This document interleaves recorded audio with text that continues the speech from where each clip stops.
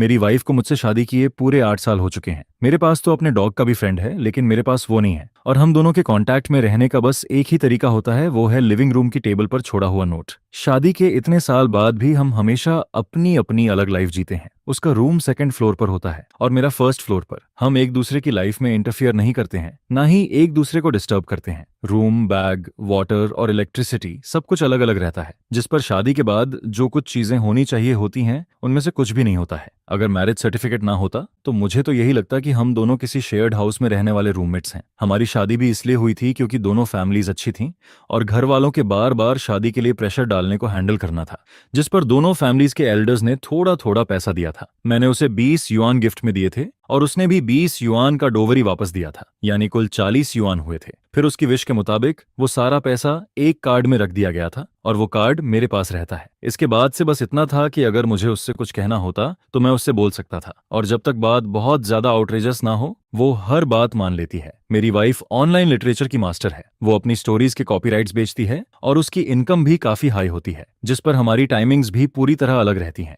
मैं दिन में काम पर जाता हूँ तब वो सोना शुरू करती है, और जब मैं रात को सोने जाता हूँ तब वो उठकर काम करना शुरू करती है, जिस पर पिछले कई सालों में हमने एक दूसरे से 10 वर्ड्स से भी कम बात की है। लेकिन आज पहली बार मुझे उम्मीद नहीं थी कि वो खुद मेरे सामने नीचे आएगी। यू क्वाइटली आज बहुत अलग तरीके से तैयार होकर नीचे आती है।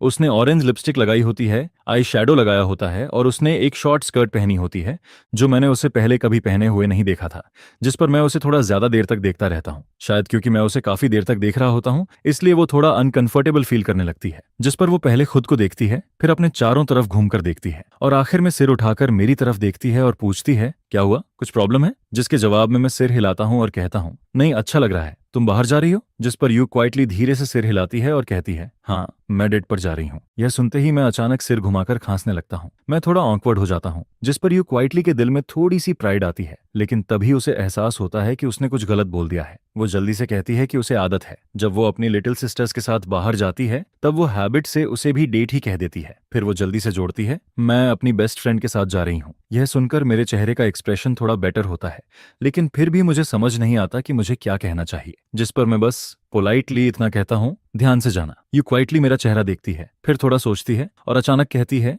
वो फीमेल बेस्ट फ्रेंड है, जिस पर वो फीमेल वर्ड पर खास जोर देती है, जैसे उसे खुद थोड़ा गिल्टी फील हो रहा हो, क्योंकि अगर फीमेल बेस्ट फ्रेंड है तो क्या उसके पास मेल बेस्ट फ्रेंड भी है? शायद यू क्वाइटली सोचती है कि मैं अपने दिल में यही सोच रहा हूँ, जिस पर वो दांत भींचकर फिर कहती है, मेरे पास कोई मेल बेस्ट फ्रेंड नहीं है, मेरे आसपास कोई मेल फ्रेंड भी नहीं है। लेकिन यह बोलने के बाद भी उसे और ज्यादा फील होने लगता है, जैसे उसने कोई चीटिंग की हो और फिर पकड़ी गई हो, जिस पर वो अपना सिर थपथपाती है और अपने दिल से इस गिल्ट को निकालने की कोशिश करती है। उसके आसपास कोई आदमी नहीं है, यहाँ तक कि एक भी ऑनफिशियल कांटेक्ट नहीं है, फिर भी उसे ऐसा गिल्टी क्यों फील हो रहा है, जिस पर उसे लगता है कि शायद मैंने उसकी बात को सीरियसली नहीं लिया, इसलिए वो खुद को और ज्यादा एक्सप्लेन करना चाहती है। लेकिन जितना वो एक्सप्लेन करती है उतना ही उसे लगता है कि वो बिल्कुल उस इंसान जैसी लग रही है जो चोरी करते हुए पकड़ा गया हो। फिर वो जल्दी से सीढ़ियों से नीचे आती है, मेरे सामने खड़ी हो जाती है और बहुत केयरफुली कहती है, लुचाओ, मैं सच में बस अपनी बेस्ट फ्रेंड के साथ बाहर जा रही हूँ। जिस पर मैं पूरी तरह कंफ्यूज हो जाता हूँ। अभी थोड़ी देर पहले तक सब कुछ ठीक था, फिर अचानक पलक झपकते ही उसके चेहरे पर ऐसा एक्सप्रेशन क्यों आ गया है जैसे वो दांत भींच रही हो। मैं अपने दिमाग में सोचता रहता हूँ कि आखिर मैंने इस लड़की को कब ऑफेंड कर दिया। ऐसा नहीं होना चाहिए था, मैंने तो उससे मुश्किल से कुछ वर्ड्स ही बोले थे।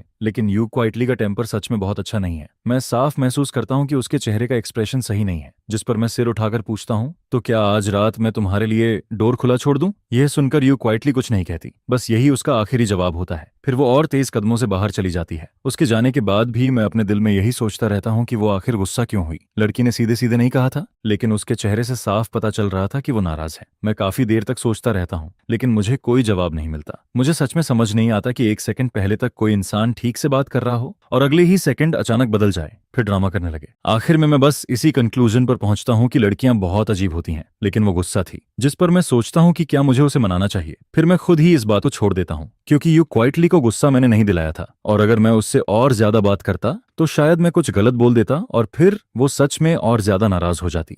जिस पर मैं मेन डोर को बंद करता हूँ, लेकिन उसके लिए थोड़ा सा गैप छोड़ देता हूँ ताकि यू क्वाइटली वापस आए तो आसानी से अंदर आ सके। इसके बाद मैं उठकर शॉवर लेने चला जाता हूँ और फिर सो जाता हूँ। और फिर अगली सुबह जब मैं जल्दी उठता हूँ तो सबसे पहले देखता हूँ कि डोर बंद है, जिस पर मुझे पता चल जाता है कि यू क्वाइटली रात को वापस आ गई थी। फिर मैं सीढ़ियों की तरफ चलता हूँ और आदत से ऊपर सेकंड फ्लोर की तरफ देखता हूँ। वहां हमेशा की तरह पूरी शांति होती है, जिसे देखकर मेरे दिल में फिर वही इल्यूजन आने लगता है जैसे यू क्वाइटली कभी नीचे आई ही नहीं थी और ना ही बाहर गई थी। कल रात बाहर जाने के बाद इस टाइम तक यू क्वाइटली को सोना चाहिए था। मैं उसे डिस्टर्ब करने ऊपर नहीं गया, बस एक बार उसकी तरफ देखा और फिर किचन में ब्रेकफास्ट बनाने चला गया। आज भी मैंने ब्रेकफास्ट में सिर्फ एक बाउल नूडल्स और एक एग बनाया। फिर मैं डाइनिंग टेबल पर बैठकर धीरे धीरे खाने लगता हूँ। अभी भी वही एक्सपीडिशन के बाद वाला दिन चल रहा था। मैं सोचता हूँ कि आखिर मेरी शादी हो चुकी है तो ब्रेकफास्ट बनाना कोई बड़ी बात नहीं है। एक इंसान के लिए बनाऊं या दो के लिए, कोई खास फर्क नहीं पड़ता, इसलिए मैं दोनों के लिए बना देता हूं। लेकिन जब मैं ब्रेकफास्ट बनाकर यू क्वाइटली को बुलाने सेकंड फ्लोर पर जाने वाला था, तब मैं उसके रूम के अंदर जा ही नहीं पाया। अंदर से दरवाजा बंद था। मैं बाहर खड़े होकर डोर नॉक करता हूं, लेकिन यू क्वाइटली पता नहीं सच में सो रही थी या फिर फेक कर रही थी। कुल मिलाकर वो उठती नहीं है, जिस पर आखिर में मैं खुद ही 2 बाउल नूडल्स खा लेता हूँ। और सच कहूं, उस दिन मैं बहुत बिजी था, लेकिन फिर भी मैं उसके रूम के अंदर नहीं जा पाया, जिस पर मुझे ऐसा फील होने लगता है जैसे मैं खुद को ही बेवकूफ बना रहा हूं। इसलिए मैं डिसाइड करता हूं कि जब तक यू क्वाइटली खुद मुझे ऊपर आने के लिए नहीं कहेगी, तब तक मैं सेकंड फ्लोर पर नहीं जाऊंगा। फिर थोड़ा सोचने के बाद मुझे लगता है कि मैं शायद बहुत ज्यादा सोच रहा हूं, बहुत ज्यादा केयर कर रहा हूं। आखिर वो सिर्फ एक कोऑपरेटिव रूममेट ही तो है, उसके लिए इतना सैड फील करना भी कोई मतलब नहीं रखता। वैसे भी खाना तो अलग अलग ही खाया जाता है, हमारी लिविंग हैबिट्स भी अलग हैं, तो उसे डिस्टर्ब करने की कोई जरूरत नहीं है। जिस पर मैं अकेले ही नूडल्स खत्म करता हूँ, बर्तन धोता हूँ और फिर काम पर जाने के लिए बाहर निकल जाता हूँ। मैंने अपनी एक बुक स्टोर खोली हुई है, उसका नाम भी बहुत सिंपल है, लू चाओ लाइब्रेरी। उसकी मंथली इनकम भी बुरी नहीं है, हर महीने कई लाख तक आ जाते हैं। कम से कम मैं खुद को आराम से सपोर्ट कर सकता हूँ। इसके साथ ही मैंने बुक स्टोर के बगल में एक मिल्क टी शॉप भी खोली हुई है, जिसमें मैंने वैसे ही इन्वेस्टमेंट किया था। ज्यादातर लोग जो बुक स्टोर में आते हैं वो नेक्स्ट डोर जाकर एक कप मिल्क टी भी ले लेते हैं। मिल्क टी शॉप संभालने के लिए अलग आदमी है, इसलिए मुझे कुछ करने की जरूरत नहीं पड़ती। मैं बस हर दिन आराम से पैसे कलेक्ट करता हूँ। और बुक स्टोर के फ्रंट डेस्क पर मैंने अपने लिए एक रिक्लाइनर भी रखी हुई है। ज्यादातर टाइम मैं उसी चेयर पर लेटा रहता हूँ, मैगजीन पढ़ते हुए। फिर करीब दोपहर के टाइम मैं ऑलमोस्ट सोने ही वाला होता हूँ, तभी बाहर 2 लड़कियों की आवाज सुनाई देती है। एक लड़की कहती है, यू क्वाइटली, तुमने नहीं कहा था कि तुम्हारी बुक पब्लिश हो गई है? इस बार मैं फाइनली यहाँ आ ही गई। जिस पर मुझे लगता है कि शायद दूसरी लड़की ने यू क्वाइटली को मुक्का मारने जैसा पोज किया होगा, क्योंकि अगले ही सेकंड वो कहती है, यू क्वाइटली, मैं तुम्हें पंच मार दूंगी। ये सुनते ही मैं थोड़ा चौंक जाता हूँ। यू क्वाइटली का नाम और उसकी आवाज, इसका मतलब बाहर खड़ी लड़की सच में यू क्वाइटली ही है। लेकिन फिर भी मुझे थोड़ा यकीन नहीं होता, जिस पर मैं अपना फोन उठाकर टाइम देखता हूँ। यू क्वाइटली सच में दिन के टाइम बाहर आई हुई है। ये देखकर मुझे ऑलमोस्ट शॉक लगता है। मैं तो हमेशा सोचता था कि यू क्वाइटली कोई वैम्पायर है, मतलब वो ऐसी इंसान है जो दिन में बाहर नहीं निकलती। मैं रिलाइनर पर लेटा हुआ था, अगर कोई फ्रंट डेस्क की तरफ ना देखे तो उसे मैं दिखाई भी नहीं देता, जिस पर मैं धीरे से उठकर सीधा बैठ जाता हूँ ताकि बस मेरा सिर दिखे। वहां 2 लड़कियां खड़ी थीं, उनमें से एक यू क्वाइटली थी और दूसरी उसके साथ आई हुई लड़की थी जिसे मैं नहीं जानता। उस लड़की का लुक यू क्वाइटली से भी ज्यादा टायर्ड लग रहा था, लेकिन फिर भी ये नहीं कहा जा सकता कि वो उससे ज्यादा अच्छी लग रही थी। दोनों बिल्कुल अलग अलग टाइप की गर्ल्स थीं। कल मैंने यू क्वाइटली को अच्छे से तैयार होकर देखा था, इसलिए मुझे लगा था कि वो शायद वही टाइप की लड़की है जो मेकअप करने के बाद बहुत प्रिटी लगती है। लेकिन आज जाकर मुझे समझ आता है कि यू क्वाइटली तो वैसे ही यूथ ड्रामा वाली हीरोइन जैसी लगती है। जिस पर you quietly book store owner को देखने के लिए पलटती है और फिर उसकी नजर मुझ पर पड़ जाती है, जिसे देखकर मुझे अचानक ऐसा फील होता है जैसे मैं चीटिंग करते हुए पकड़ा गया हूं। मैं उसे ऐसे क्यों देख रहा था? मेरी नजर उसे देखकर ऐसी लग रही थी जैसे मैं रात को उसे सीक्रेटली कॉल करता हूं। जिस पर यू क्वाइटली ऑलमोस्ट रिफ्लेक्स में अपने बगल वाली बेस्ट फ्रेंड की तरफ उंगली कर देती है। फिर उसके होंठ धीरे से हिलते हैं, जैसे वो कह रही हो, फीमेल फीमेल, जैसे वो मुझे फिर से बता रही हो कि ये लड़की ही उसकी फीमेल बेस्ट फ्रेंड है। लेकिन मैं सोचता हूँ, वो ये सब क्यों कह रही है? क्या वो मुझे किसी से मिलवाना चाहती है? लेकिन यू क्वाइटली इतनी जनरस नहीं हो सकती। अगर वो किसी लड़के के साथ बाहर जाती तो मुझे डेफिनेटली प्रॉब्लम होती, और मुझे पूरा यकीन है कि अगर मैं किसी और लड़की के साथ होता तो उसे भी प्रॉब्लम होती। और वैसे भी अगर मुझे किसी और लड़की को ढूंढना ही होता तो मैं पहले डिवोर्स ले सकता था, उसके बाद मैं कुछ भी करूं उससे किसी को फर्क नहीं पड़ता। इसके अलावा अगर यू क्वाइटली मुझे किसी से मिलवाना भी चाहती तो वो अपनी बेस्ट फ्रेंड से तो नहीं मिलवाती। तभी उसकी बेस्ट फ्रेंड उसे देखती है और कहती है, तुम ऐसे चुपचाप खड़ी होकर क्या कर रही हो? उसकी बेस्ट फ्रेंड नोटिस करती है कि यू क्वाइटली काफी देर से वहीं खड़ी है और हिल भी नहीं रही, जिस पर वो पीछे मुड़कर उसकी नजर फॉलो करती है और फिर वो देखती है कि यू क्वाइटली लगातार बुक स्टोर ओनर को देख रही है, जिस पर उसकी बेस्ट फ्रेंड थोड़ा कंफ्यूज्ड हो जाती है। वो सोचती है यू क्वाइटली आखिर उसे ऐसे क्यों देख रही है, लेकिन फिर उसे याद आता है कि यू क्वाइटली की तो शादी हो चुकी है। जिस पर उसकी बेस्ट फ्रेंड पहले मेरी तरफ देखती है, फिर यू क्वाइटली की तरफ, और उसे फील होने लगता है कि इन दोनों के बीच कुछ तो चल रहा है। वैसे बुक स्टोर ओनर का यू क्वाइटली को देखना कोई अजीब बात नहीं है। आखिर यू क्वाइटली इतनी खूबसूरत है तो लोग उसे देखेंगे ही, लेकिन यू क्वाइटली का इस तरह किसी और आदमी को देखना ये डेफिनेटली नॉर्मल नहीं है। जिस पर उसकी बेस्ट फ्रेंड मन में सोचती है कि उसे यू क्वाइटली को समझाना पड़ेगा, वो उसे ऐसे किसी फायर पिट में नहीं गिरने दे सकती। फिर उसकी बेस्ट फ्रेंड अपना हाथ यू क्वाइटली के सामने हिलाती है जैसे किसी का स्पेल कास्ट इंटरप्ट कर रही हो और कहती है क्या देख रही हो, जिस पर यू क्वाइटली अचानक होश में वापस आती है और अगले ही मोमेंट यू क्वाइटली अपनी जान बचाने की तरह जल्दी से अपनी बेस्ट फ्रेंड के कपड़े खींचती है और कहती है मैं अचानक से बुक स्टोर नहीं जाना चाहती, मैं तुम्हारे लिए बाद में ऑनलाइन ऑर्डर कर दूंगी, फिर वो तुम्हारे घर भेज दूंगी। असल में यू क्वाइटली अपनी बेस्ट फ्रेंड के साथ इस बुक स्टोर में आई थी। उसकी बेस्ट फ्रेंड चाहती थी कि यू क्वाइटली अपनी पब्लिश हुई बुक उसे खुद खरीद कर दे, लेकिन यू क्वाइटली ने बिल्कुल भी एक्सपेक्ट नहीं किया था कि इस बुक स्टोर का ओनर मैं निकलूंगा। वैसे मेरा ओनर होना कोई अजीब बात नहीं थी,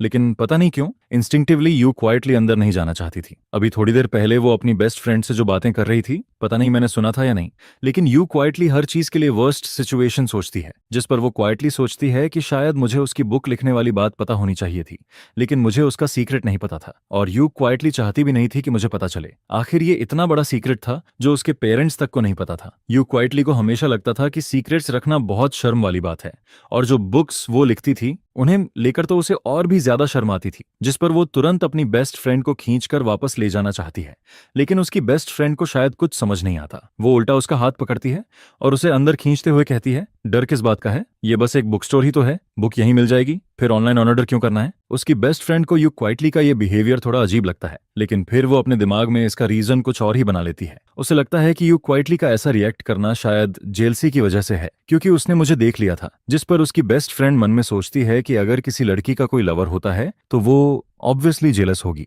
इसी वजह से वो यू क्वाइटली को ऐसे भागने नहीं देना चाहती थी। बाहर वाली औरत कैसी है इससे उसे कोई फर्क नहीं पड़ता, लेकिन वो यू क्वाइटली को ऐसे चुपचाप हारते हुए नहीं देख सकती थी। वैसे बुक स्टोर में जब कोई बुक खरीदने आता है तो उसे किसी सर्विस की जरूरत नहीं होती। ज्यादातर कस्टमर अंदर आते हैं, अपनी पसंद की बुक ढूंढते हैं, फिर या तो बैठकर पढ़ते हैं या पेमेंट करके चले जाते हैं, और कुछ लोग तो बस बुक स्टोर में एसी में बैठकर फोन चलाते रहते हैं। इसलिए मेरे डेली काम में कस्टमर को सर्व करना शामिल नहीं होता। सिर्फ जब किसी को कोई बुक नहीं मिलती तभी मैं उठकर उसकी मदद करता हूँ। जिस पर जब यू क्वाइटली अपनी बेस्ट फ्रेंड के साथ अंदर आती है तब भी मैं अपनी जगह से उठता नहीं हूँ, मैं वहीं बैठा रहता हूँ। इस टाइम यू क्वाइटली सच में भाग जाना चाहती थी। वो सोचती है कि शायद उसे आज बाहर आना ही नहीं चाहिए था, नहीं, उसे इस बुक स्टोर में एंटर ही नहीं करना चाहिए था। वो बिल्कुल वैसे फील कर रही थी जैसे कोई ब्यूटी प्रेसिडेंट वाली विलेन जिसे हीरोइन हर बार हरा देती है, लेकिन आखिर में वो अपनी बेस्ट फ्रेंड की जिद के आगे हार जाती है। थोड़ी देर बाद यू क्वाइटली 2 बुक्स हाथ में लेकर मेरे सामने पेमेंट करने आती है। असल में वो बुक्स उसकी बेस्ट फ्रेंड के लिए थीं, इसलिए ऑब्वियसली पेमेंट भी यू क्वाइटली ही करती, लेकिन जब यू क्वाइटली उन बुक्स को लेकर मेरे सामने आती है तब मेरा एक्सप्रेशन थोड़ा बदल जाता है। कोई बहुत बड़ी बात नहीं थी, लेकिन उन दोनों बुक्स को देखकर मुझे कुछ अजीब फील होता है। मैं इस बुक स्टोर का ओनर हूँ, यहाँ रखी हुई हर बुक मैंने खुद रखी है, इसलिए सिर्फ कवर देखकर ही मुझे अंदाजा हो जाता है कि वो कैसी बुक होगी, और जैसा मैंने सोचा था वैसा ही होता है। यू क्वाइटली बहुत शर्माते हुए वो बुक्स मुझे देती है, जिस पर मैं कैजुअली उसकी तरफ देखता हूँ, फिर उन बुक्स के टाइटल पर नजर डालता हूँ। एक का नाम होता है domineering presidents contempt for the cooperative wife और दूसरी का नाम होता है माय जेंटल हग जून। ये देखकर मैं अपने दिल में क्वाइटली हंस देता हूँ। मुझे अचानक लगता है कि यू क्वाइटली सच में बहुत इंटरेस्टिंग लड़की है। ये वही यू क्वाइटली है जो हमेशा बहुत सीरियस और डीप दिखती है, लेकिन वो सीक्रेटली ऐसी बुक्स लिखती है। अब मुझे समझ आता है कि वो अपनी बुक्स के बारे में किसी को क्यों नहीं बताना चाहती थी, क्योंकि उनके टाइटल्स सच में थोड़े एम्बैरेसिंग थे, जिस पर यू क्वाइटली नंब होकर खड़ी रहती है। उसे लगता है कि उसका बॉडी और सोल दोनों अनकंफर्टेबल हो गए हैं। वो मन में सोचती है दुनिया में मेरे जैसा इंसान कैसे हो सकता है। मैं भले ही सीरियस फेस बनाकर बुक देख रहा हूँ, लेकिन यू क्वाइटली को लगता है कि जब मैं उन टाइटल्स को पढ़ता हूँ तब मेरे माउथ के कॉर्नर पर एक वियर्ड सा स्माइल आ जाता है, जैसे मैं उसका मजाक उड़ा रहा हूँ। लेकिन मैं उतना बोल्ड नहीं था जितनी उसकी बेस्ट फ्रेंड थी, क्योंकि जैसे ही उसकी बेस्ट फ्रेंड ने उन बुक्स के टाइटल देखे वो पीछे खड़ी होकर क्वाइटली हंसने लगती है, जिस पर यू क्वाइटली के सिर पर ब्लैक लाइंस आ जाती हैं। उसे लगता है कि उसके आगे भी भेड़िया खड़ा है और पीछे भी टाइगर, और हम दोनों मिलकर उसे बली कर रहे हैं। फिर उसकी बेस्ट फ्रेंड आगे आती है और उसके शोल्डर पर हाथ मारते हुए कहती है यू क्वाइटली, डर किस बात का है, इस बुक के टाइटल में ऐसा क्या गलत है। हाँ, थोड़ा अगली है, थोड़ा नहीं, काफी अगली है, लेकिन तुम इससे इतना पैसा कमाती हो। वो अभी भी उसे टीज कर रही थी, लेकिन यू क्वाइटली को बिल्कुल समझ नहीं आता कि इस टाइटल में अगली क्या है। उसे तो ये टाइटल्स बहुत अच्छे लगते थे, जिस पर वो शर्म और गुस्से से भर जाती है। आखिर में वो दांत भींच कर मुझे देखती है और कहती है पेमेंट। ये बात उसने मुझसे कही थी, जिस पर मैं अपनी हंसी रोकता हूँ। फिर एक बैग निकालता हूँ, उन दोनों बुक्स को उसमें डालता हूँ और वो बैग यू क्वाइटली को दे देता हूँ। फिर मैं धीरे से कहता हूँ पैसे नहीं चाहिए, अभी जो मैंने हंसी उड़ाई, उसे अपोलॉजी समझ लो। वैसे भी ये सिर्फ 2 बुक्स थीं, दोनों मिलाकर कुछ ही डॉलर्स की होंगी। और वैसे भी यू क्वाइटली और मैं हस्बैंड वाइफ हैं, इतने से पैसे की क्या बात करनी। लेकिन यू क्वाइटली मुझे घूर कर देखने लगती है, क्योंकि मैं अभी भी उसके प्रेसिडेंट वाली बुक के बारे में सोच रहा था। असल में उस बुक में बुरा क्या था? हाँ, थोड़ा पुराना टाइप का टाइटल था, लेकिन फिर भी बुरा नहीं था, जिस पर यू क्वाइटली और ज्यादा गुस्सा हो जाती है। उसे याद आता है कि अभी थोड़ी देर पहले मैं उसे फ्री में बुक देने की बात कर रहा था और उसने मना भी नहीं किया था। फिर अब क्यों? क्या वो मेरा सारा पैसा खर्च करके मुझे बैंकरप्ट कर देगी? लेकिन ऐसा सोचने की वजह सिर्फ ये थी क्योंकि मैंने उसकी हंसी उड़ा दी थी। यू क्वाइटली जैसे ही बैग लेने के लिए हाथ बढ़ाती है, तभी उसकी बेस्ट फ्रेंड अचानक बहुत अलर्ट हो जाती है, जिस पर वो तुरंत हाथ बढ़ाकर बैग पकड़ लेती है और यू क्वाइटली को अपने पीछे करते हुए कहती है, रुको। शाओशा और मैं दोनों एक साथ उसकी बेस्ट फ्रेंड की तरफ देखते हैं। मुझे थोड़ा कंफ्यूजन होता है। तभी उसकी बेस्ट फ्रेंड बोलती है, नहीं, फ्री में देने की जरूरत नहीं है, जितने पैसे बनते हैं वो उतने ही लेंगे। ऐसा कौन सा रीजन है कि बॉस को लॉस करना पड़े? जिस पर यू शाओशाओ धीरे से अपनी बेस्ट फ्रेंड की स्लीव खींचती है, लेकिन उसकी बेस्ट फ्रेंड सीधा पूछती है, कितने पैसे हुए? मैं पे करती हूँ। उसकी बेस्ट फ्रेंड को पता नहीं क्यों, लेकिन बहुत अनईजी फील हो रहा था। उसे हमेशा लगता था कि यू शाओशाओ के इरादे कुछ ठीक नहीं है, लेकिन अब उसे लग रहा था कि सामने खड़ा ये थिक आईब्रोज और बड़ी बड़ी आंखों वाला आदमी भी कोई सीधा इंसान नहीं है। यू शाओशाओ को लगता है कि 2 बुक्स की कोई खास कीमत नहीं है, लेकिन उसकी बेस्ट फ्रेंड ऐसा नहीं सोचती। आज अगर you Shaoshao book store owner से फ्री में बुक्स ले लेती है, तो कल उसे मिल्क टी पिलानी पड़ेगी। फिर उसके अगले दिन बुक स्टोर ओनर उसे खाने पर बुलाएगा। फिर उसके बाद शायद यू शाओशाओ उसे बारबेक्यू खिलाएगी, जिस पर ऐसे ही धीरे धीरे दोनों के बीच रिलेशन बढ़ने लगेगा। नॉर्मली ये कोई बड़ी बात नहीं होती, लेकिन यू शाओशाओ शादीशुदा है। उसकी बेस्ट फ्रेंड ने उसके हस्बैंड को कभी नहीं देखा, लेकिन हस्बैंड तो है ही। और किसी भी लड़की के लिए किसी आदमी को रिजेक्ट करने का पहला स्टेप यही होता है कि उसकी किसी भी तरह की काइंडनेस एक्सेप्ट मत करो। हर चीज एक्सेप्ट नहीं करनी चाहिए, चाहे वो कोई छोटी चीज ही क्यों ना हो। जैसे ये बुक्स बहुत एक्सपेंसिव नहीं है, लेकिन फिर भी किसी और से क्यों लेनी चाहिए? यू शाओशाओ खुद भी कोई बहुत रिच नहीं है, लेकिन उसकी बेस्ट फ्रेंड को समझ नहीं आता कि उसके दिमाग में क्या चल रहा है। उसके हिसाब से किसी आदमी को दूर रखना है तो छोटी छोटी चीजों का लालच भी नहीं करना चाहिए, जिस पर वो बहुत जल्दी से बैग में हाथ डालती है, एक रेड नोट निकालती है और उसे टेबल पर पटकते हुए कहती है, बाकी वापस नहीं चाहिए। फिर वो जल्दी से बुक्स उठाती है, यू शाओशाओ का हाथ पकड़ती है और उसे बाहर की तरफ खींच ले जाती है। सब कुछ इतना जल्दी होता है कि यू शाओशाओ को मुझे ये तक कहने का मौका नहीं मिलता कि बाकी पैसे उसे दे देना, जिस पर बाहर जाते हुए वो बस एक बार पीछे मुड़कर मुझे थोड़ा हेल्पलेस लुक देती है। मैं थोड़ी देर के लिए अपना चेहरा छूता हूँ और सोचता हूँ कि आखिर मैंने किया क्या है। क्या मैं उसकी बेस्ट फ्रेंड के बहुत करीब चला गया था? लेकिन मैंने तो उससे मुश्किल से कुछ वर्ड्स ही बोले थे। फिर भी मैं आखिर में वही सोचता हूँ कि लड़कियों का टेम्पर सच में बहुत अजीब होता है। मैंने कुछ कहा भी नहीं, लेकिन यू शाओशाओ फिर से गुस्सा हो गई, जिस पर मैं वापस अपनी चेयर पर जाकर बैठ जाता हूँ। लेकिन यू शाओशाओ और उसकी बेस्ट फ्रेंड अभी ज्यादा दूर नहीं गई थी, इसलिए थोड़ी देर बाद मुझे फिर से दोनों की आवाज सुनाई देती है और ऑब्वियसली सबसे ज्यादा उसकी बेस्ट फ्रेंड ही बोल रही थी। वो यू शाओशाओ को डांट रही थी। वो कहती है, यू शाओशाओ, तुम्हारी शादी हो चुकी है, थोड़ा कंट्रोल में रह सकती हो क्या? यू शाओशाओ उसकी बात सुनकर थोड़ा कंफ्यूज्ड हो जाती है। उसकी बेस्ट फ्रेंड के वर्ड्स थोड़े रफ थे।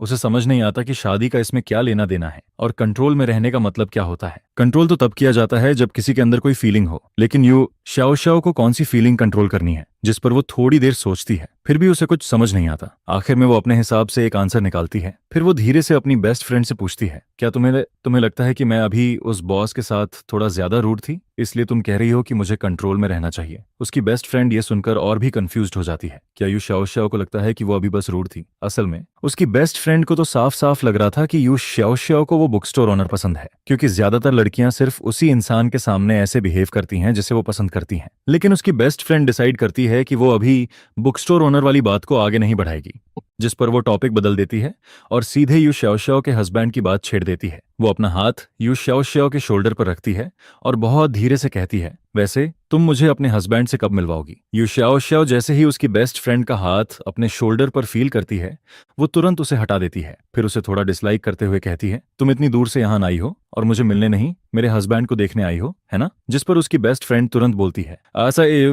ऐसा मत बोलो, मेरा ऑलरेडी फियांसेस है, मैं तुम्हारे हस्बैंड को देखकर क्या करूंगी? फिर वो हंसते हुए कहती है, मैं तो बस ये बोल रही हूँ कि मैं इतनी दूर से आई हूं, तो क्या तुम दोनों मुझे खाना भी नहीं खिलाओगे? ऐसा मत बोलना कि तुम मुझे एक मील तक नहीं खिला सकती। यह सुनते ही काफी देर से चुप यू शाओशाओ का दिमाग थोड़ा ब्लैंक हो जाता है। उसे फील होता है कि उसका चेहरा थोड़ा गर्म हो रहा है, क्योंकि अब उसे समझ नहीं आता कि वो आगे क्या जवाब दे। अगर वो मुझे साथ चलने के लिए बोलेगी और अपनी बेस्ट फ्रेंड के साथ खाने पर बुलाएगी तो शायद मैं मान जाऊंगा। ऑफ कोर्स उसकी बेस्ट फ्रेंड की वजह से नहीं, सिर्फ यू शाओशाओ की वजह से। आखिर अगर सामने वाला खुद इनवाइट करे और मैं ना जाऊं तो क्या यू शाओशाओ की इंसल्ट नहीं होगी? वैसे भी मैं अभी फ्री ही हूं, लेकिन फिर भी मैं थोड़ा नर्वस फील करता हूँ क्योंकि ये पहली बार होगा जब मैं किसी लड़की के साथ खाना खाने जाऊंगा और उस लड़की में यू क्वाइटली भी शामिल है, जिस पर मैं अपने दिमाग में सोचने लगता हूँ कि अगर हम साथ में खाने गए तो क्या मुझे यू श्याओ श्याओ की प्लेट में डिशेस डालनी चाहिए। बुक स्टोर से थोड़ा दूर आने के बाद भी उसकी बेस्ट फ्रेंड को लगता है कि यू क्वाइटली अभी भी नॉर्मल नहीं हुई है। यू क्वाइटली के हाथ में मिल्क टी थी लेकिन उसने उसे हार्डली पिया था। वो बस एक सिप लेती है, फिर उसे हाथ में पकड़े रहती है। स्ट्रॉ पर उसकी लिपस्टिक का निशान रह जाता है। ऑफ कोर्स यू क्वाइटली सच में बेहोश नहीं हुई थी। वो सिर्फ अपने दिमाग में बार बार यही सोच रही थी कि घर वापस जाने के बाद वो मेरा सामना कैसे करेगी।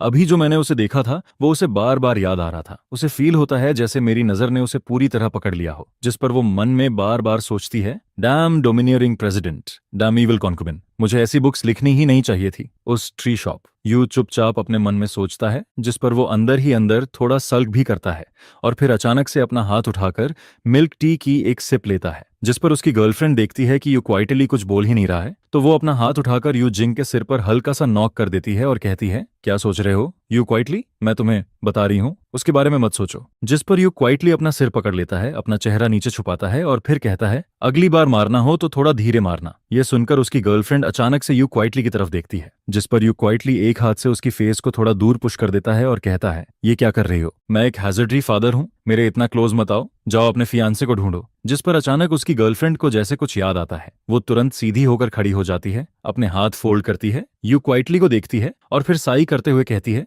यू क्वाइटली, तुम्हें सच में उस ट्री शॉप ओनर को याद रखना चाहिए। कहीं ऐसा ना हो कि तुम उससे मिलो और फिर उसी से प्यार कर बैठो। जिस पर यू क्वाइटली तुरंत कहता है, नहीं। और फिर वो आगे कहता है, मुझे याद है कि तुम सी किंग टाइप नहीं हो, लेकिन तुम जितना बोलती जा रही हो उतना ही ज्यादा आउटरेजियस होती जा रही हो। यू क्वाइटली उसे इग्नोर करना चाहता है, जिस पर वो अपना पूरा ध्यान फिर से मिल्क टी पर लगा देता है, लेकिन उसकी गर्लफ्रेंड अभी भी एनालिसिस करती रहती है और कहती है, नहीं कुछ तो गड़बड़ है, तुम यहाँ रहते हो, शायद तुम पहले से ही। जिस पर वो अचानक रुक जाती है और फिर कहती है, नहीं, उसने हमसे मिलते ही ऐसा क्यों कहा। ठीक है, तुम यू क्वाइटली हो, लेकिन क्या तुम अपने हस्बैंड के लायक हो। जिसके जवाब में यू क्वाइटली उसे बहुत हेल्पलेस एक्सप्रेशन से देखता है और कहता है, अगर मैं तुम्हें ये बताऊं कि जो इंसान अभी मेरे साथ एक्ट नहीं कर रहा था वही मेरा हस्बैंड है तो। यह सुनकर उसकी गर्लफ्रेंड कुछ देर के लिए पूरी तरह स्टंट रह जाती है। फिर थोड़ी देर बाद जैसे उसे बात समझ आती है और वो अपनी आंखें बड़ी करके उसे देखती है, जिस पर वो तुरंत कहती है, इम्पॉसिबल, ये बिल्कुल फेक लग रहा है। कल डिनर पर तुमने एक स्ट्रॉ बांध कर मेरे सामने उठा दिया और कहा कि वो तुम्हारा हस्बैंड है।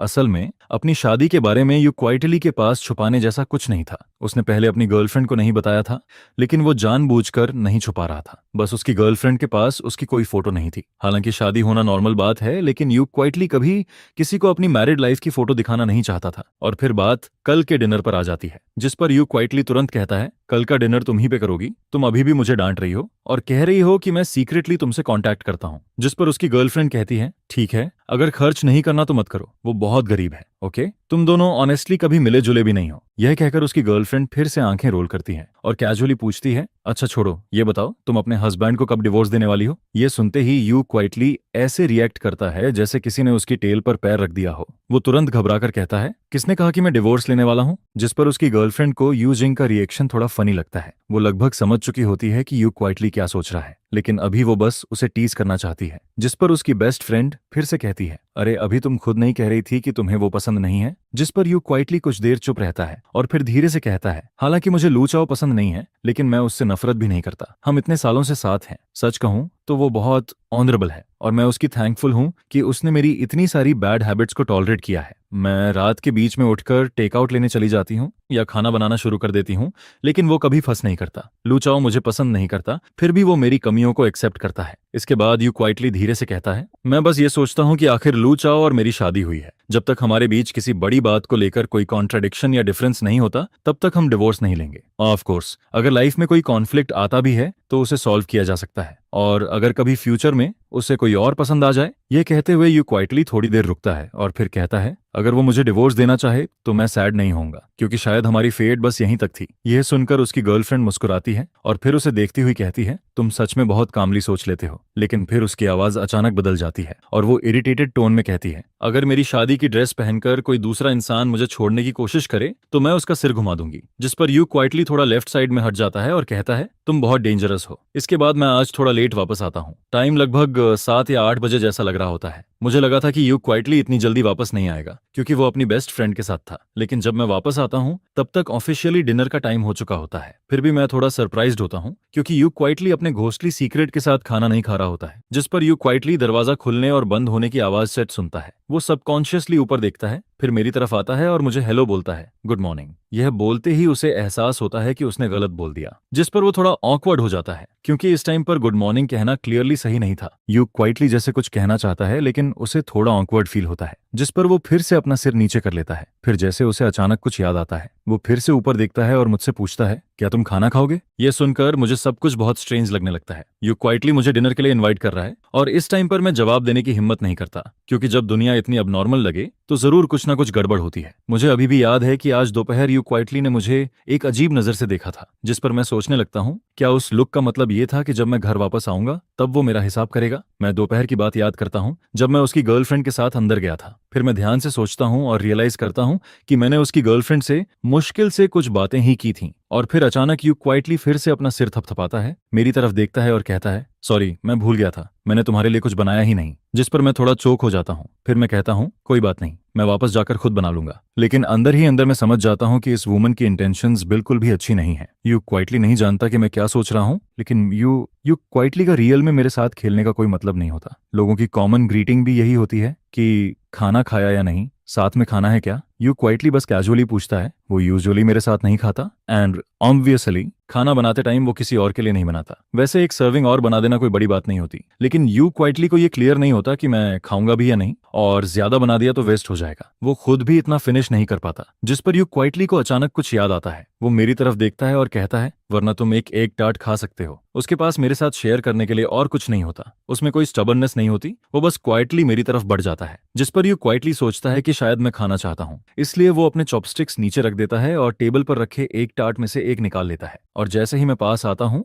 यू क्वाइटली वो एक टार्ट निकालकर मेरी तरफ बढ़ा देता है, जिस पर वो खुद वहीं बैठा रहता है और मैं खड़ा रहता हूँ। हमारी करंट हाइट ऐसी होती है कि यू क्वाइटली को मुझे एक टार्ट देने के लिए उसी पोजीशन में रहना पड़ता है। मैं पहली बार में उसे नहीं लेता, बल्कि पहले यू क्वाइटली की तरफ देखता हूँ। उसके होंठ के कोने पर थोड़ा ऑयल लगा होता है, शायद अभी जो उसने चिकन लेग खाया था उसी से लग गया था। और यू क्वाइटली जो नूडल्स खा रहा होता है वो भी काफी रिच होते हैं। उनमें एक फ्राइड एग होता है, ऊपर एक बड़ा चिकन लेग रखा होता है, सामने 3 एक टार्ट पड़े होते हैं और लेफ्ट साइड में 1 कप मिल्क टी भी रखा होता है। और यू क्वाइटली के हाथ में भी एक एक टार्ट होता है, जिस पर मैं हल्का सा स्माइल करता हूँ और फिर अपना वॉलेट निकालता हूँ। मैं उसे वो पैसे वापस देने वाला होता हूँ जो उसकी गर्लफ्रेंड ने आज दोपहर उसे बुक्स खरीदने के लिए दिए थे, जिस पर यू क्वाइटली मुझे देखकर थोड़ा कंफ्यूज्ड हो जाता है। मैं कहता हूँ, ये वही पैसे हैं जो तुम्हारी फ्रेंड ने दोपहर में तुम्हें बुक्स खरीदने के लिए दिए थे। जिस पर यू क्वाइटली कहता है, लेकिन तुमने तो कहा था कि ये मुझे दे रहे हो। फिर वो थोड़ा रुकता है और कहता है, उसने कहा था कि मुझे पैसे देना, तुम्हारे पैसे के बारे में बात नहीं की थी। उसकी बेस्ट फ्रेंड नहीं चाहती थी कि यू क्वाइटली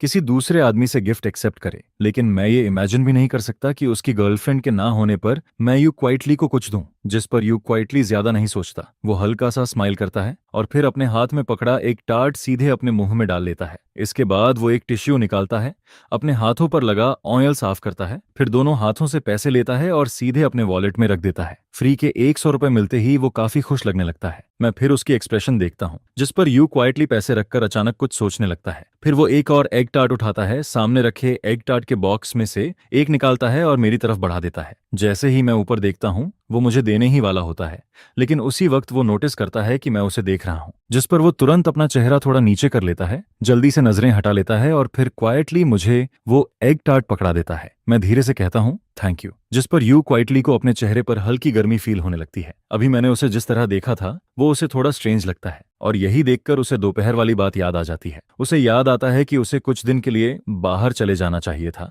थोड़ा लाइमलाइट से दूर रहना चाहिए था और फिर वापस आना चाहिए था। लेकिन फिर वो अपने मन में कहता है, वाह क्या जेंटल टायरेंट है। वो बुक उसने नहीं लिखी थी। यू क्वाइटली ऐसा ओल्ड फैशन्ड लोगों को हुक करने वाला टॉर्चर टाइप चीजें नहीं लिखता। जिस पर यू क्वाइटली प्रिटेंड करता है कि उसे कोई फर्क नहीं पड़ता। वो फिर से नूडल्स खाना शुरू कर देता है। एक चॉपस्टिक नूडल्स उठाता है, फिर चिकन लेग का एक बाइट लेता है और फिर नूडल सूप की एक सिप लेता है। वो अभी उठने ही वाला होता है, लेकिन उसकी नजर अचानक मेरी तरफ चली जाती है, जिस पर वो तुरंत ऊपर देखता है और मुझे बुलाता है। असल में वो सोच रहा होता है कि मुझे कल खाने पर बाहर ले जाए, लेकिन वो मेरे साथ इतना फेमिलियर नहीं होता, इसलिए उसे समझ नहीं आता कि कैसे बोले। जिस पर मैं रुक जाता हूँ और उसकी तरफ देखकर पूछता हूँ, क्या हुआ? यू क्वाइटली कुछ देर तक मुझे देखता रहता है। उसे समझ नहीं आता कि कैसे बोले। आखिर में वो बस मेरे पास वाली चेयर की तरफ इशारा करता है और कहता है, तुम थोड़ी देर बैठ जाओ, रूम में वापस जाने की जल्दी मत करो, क्योंकि अभी सिर्फ हम दोनों ही यहाँ होते हैं, इसलिए उसके पास बात करने का चांस होता है। ऐसी चीजें किसी और पर नहीं छोड़ी जा सकती, क्योंकि उसे मेरी इच्छा भी कंसिडर करनी होती है। लेकिन यू क्वाइटली को ये नहीं पता होता कि मैं उसके साथ खाने पर जाने के लिए मानूंगा भी या नहीं, जिस पर मैं उसके पास जाकर बैठ जाता हूँ। लेकिन फिर भी यू क्वाइटली कुछ नहीं बोलता। मैं उसकी तरफ देखता हूँ और वो चिकन लेग का एक बाइट लेता है। फिर थोड़ी देर बाद वो ऊपर देखकर कहता है, तुम 1 मिनट वेट करो, मैं पहले थोड़ा सोच लूं। उसे पहले से इमेजिन करना होता है कि उसकी मॉम क्या कहेगी, तभी वो मुझे साथ ले जा पाएगा। जिस पर मैं उसकी तरफ एक फोर्स्ड स्माइल देता हूँ और कहता हूँ, कोई जल्दी नहीं है। असल में मैं बस पोलाइटली बोल रहा होता हूँ, लेकिन कौन जानता था कि यू क्वाइटली सच में जल्दी नहीं करेगा। वो एक बाइट नूडल्स का खाता है, फिर चिकन लेग खाता है, फिर मिल्क टी पीता है। जब वो खाता है तो उसका लुक बिल्कुल वैसा लगता है जैसे मैंने पहले जो छोटा ग्रे रैट पाला था। जिस पर मैं सोचने लगता हूँ, यू क्वाइटली का मतलब क्या है? क्या वो मुझे बस यहाँ बैठाकर खुद को खाते हुए दिखाना चाहता है? क्या वो जानबूझकर मुझे परेशान कर रहा है? मैं वैसे भी यहाँ बैठकर काफी ऑकवर्ड फील कर रहा होता हूँ। मुझे समझ नहीं आता कि क्या करूं। और तभी जब यू क्वाइटली फाइनली कुछ बोलने वाला होता है, मैं उससे पहले बोल देता हूँ, बाय द वे, तुम आज इतनी जल्दी वापस क्यों आ गए? क्या तुम्हें अपने फ्रेंड्स के साथ नहीं जाना था? वो पिछले कुछ दिनों से यहीं रह रहा होता है। अगर उसे जाना भी हो तो वो कल दिन में कभी भी जा सकता है। वो थोड़ा स्लीपी लग रहा होता है। हालांकि अभी भी ज्यादा देर नहीं हुई होती, लेकिन वो बाहर घूमकर आया होता है। आज वो अपनी गर्लफ्रेंड के साथ बाहर गया था और अलार्म क्लॉक की वजह से उसकी आंख 11 बजे के बाद खुली थी। अगर इसे किसी नॉर्मल इंसान के शेड्यूल में कन्वर्ट किया जाए तो यू क्वाइटली को रात के बीच में सोना चाहिए था और फिर बाहर खेलने जाना चाहिए था, जिस पर वो थोड़ा कंफ्यूज्ड हो जाता है।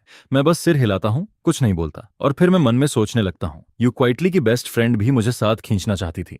मैं बस वेट कर रहा था कि यू क्वाइटली खुद डिनर वाली बात शुरू करे, लेकिन साफ दिख रहा होता है कि यू क्वाइटली का पूरा ध्यान नूडल्स पर होता है और उसका उस टॉपिक को छेड़ने का कोई इरादा नहीं होता। जिस पर मैं सोचने लगता हूँ, कहीं डिनर कैंसिल तो नहीं हो गया? शायद यू क्वाइटली को बोलने में शर्म आ रही हो। मैं खुद उससे पूछना चाहता हूँ, लेकिन अभी हमारा रिश्ता उस पॉइंट तक नहीं पहुंचा होता और मुझे ये भी नहीं पता होता कि अगर मैं ये बात बोलूं तो कहीं यू क्वाइटली कुछ और ही ना सोच ले। मैं इन सेंसिटिव बातों की वजह से हस्बैंड वाइफ के बीच कोई झगड़ा भी नहीं करवाना चाहता, और कॉन्फ्लिक्ट्स अवॉइड करने का सबसे आसान तरीका यही होता है कि कुछ मत बोलो, क्योंकि बाद में अगर यू क्वाइटली खुद पूछे तो मैं एक्सप्लेन भी नहीं कर पाऊंगा। जिस पर मैं खुद से पूछने का आइडिया छोड़ देता हूँ और सोचता हूँ कि यू क्वाइटली खुद ही बात करेगा। वो हमेशा खुद मेंशन करता है और जैसे ही यू क्वाइटली ये बात करेगा मैं तुरंत एग्री कर दूंगा। मैं कभी भी उसे ऑकवर्ड फील नहीं करवाना चाहता, पता ही नहीं चलता, और यू क्वाइटली बॉल के सारे नूडल्स फिनिश कर देता है। लेकिन जो बात वो मुझसे कहना चाहता था वो अभी तक अपने मन में बना नहीं पाता। जिस पर यू क्वाइटली मिल्क टी उठाता है और उसे पीते हुए खुद को काम करने लगता है। वो मन में सोचता है, अभी नहीं बोल सकता, थोड़ा और वेट करना पड़ेगा। जिस पर मुझे सच में लगने लगता है कि शायद वो बस चाहता है कि मैं उसे खाते हुए देखता रहूं।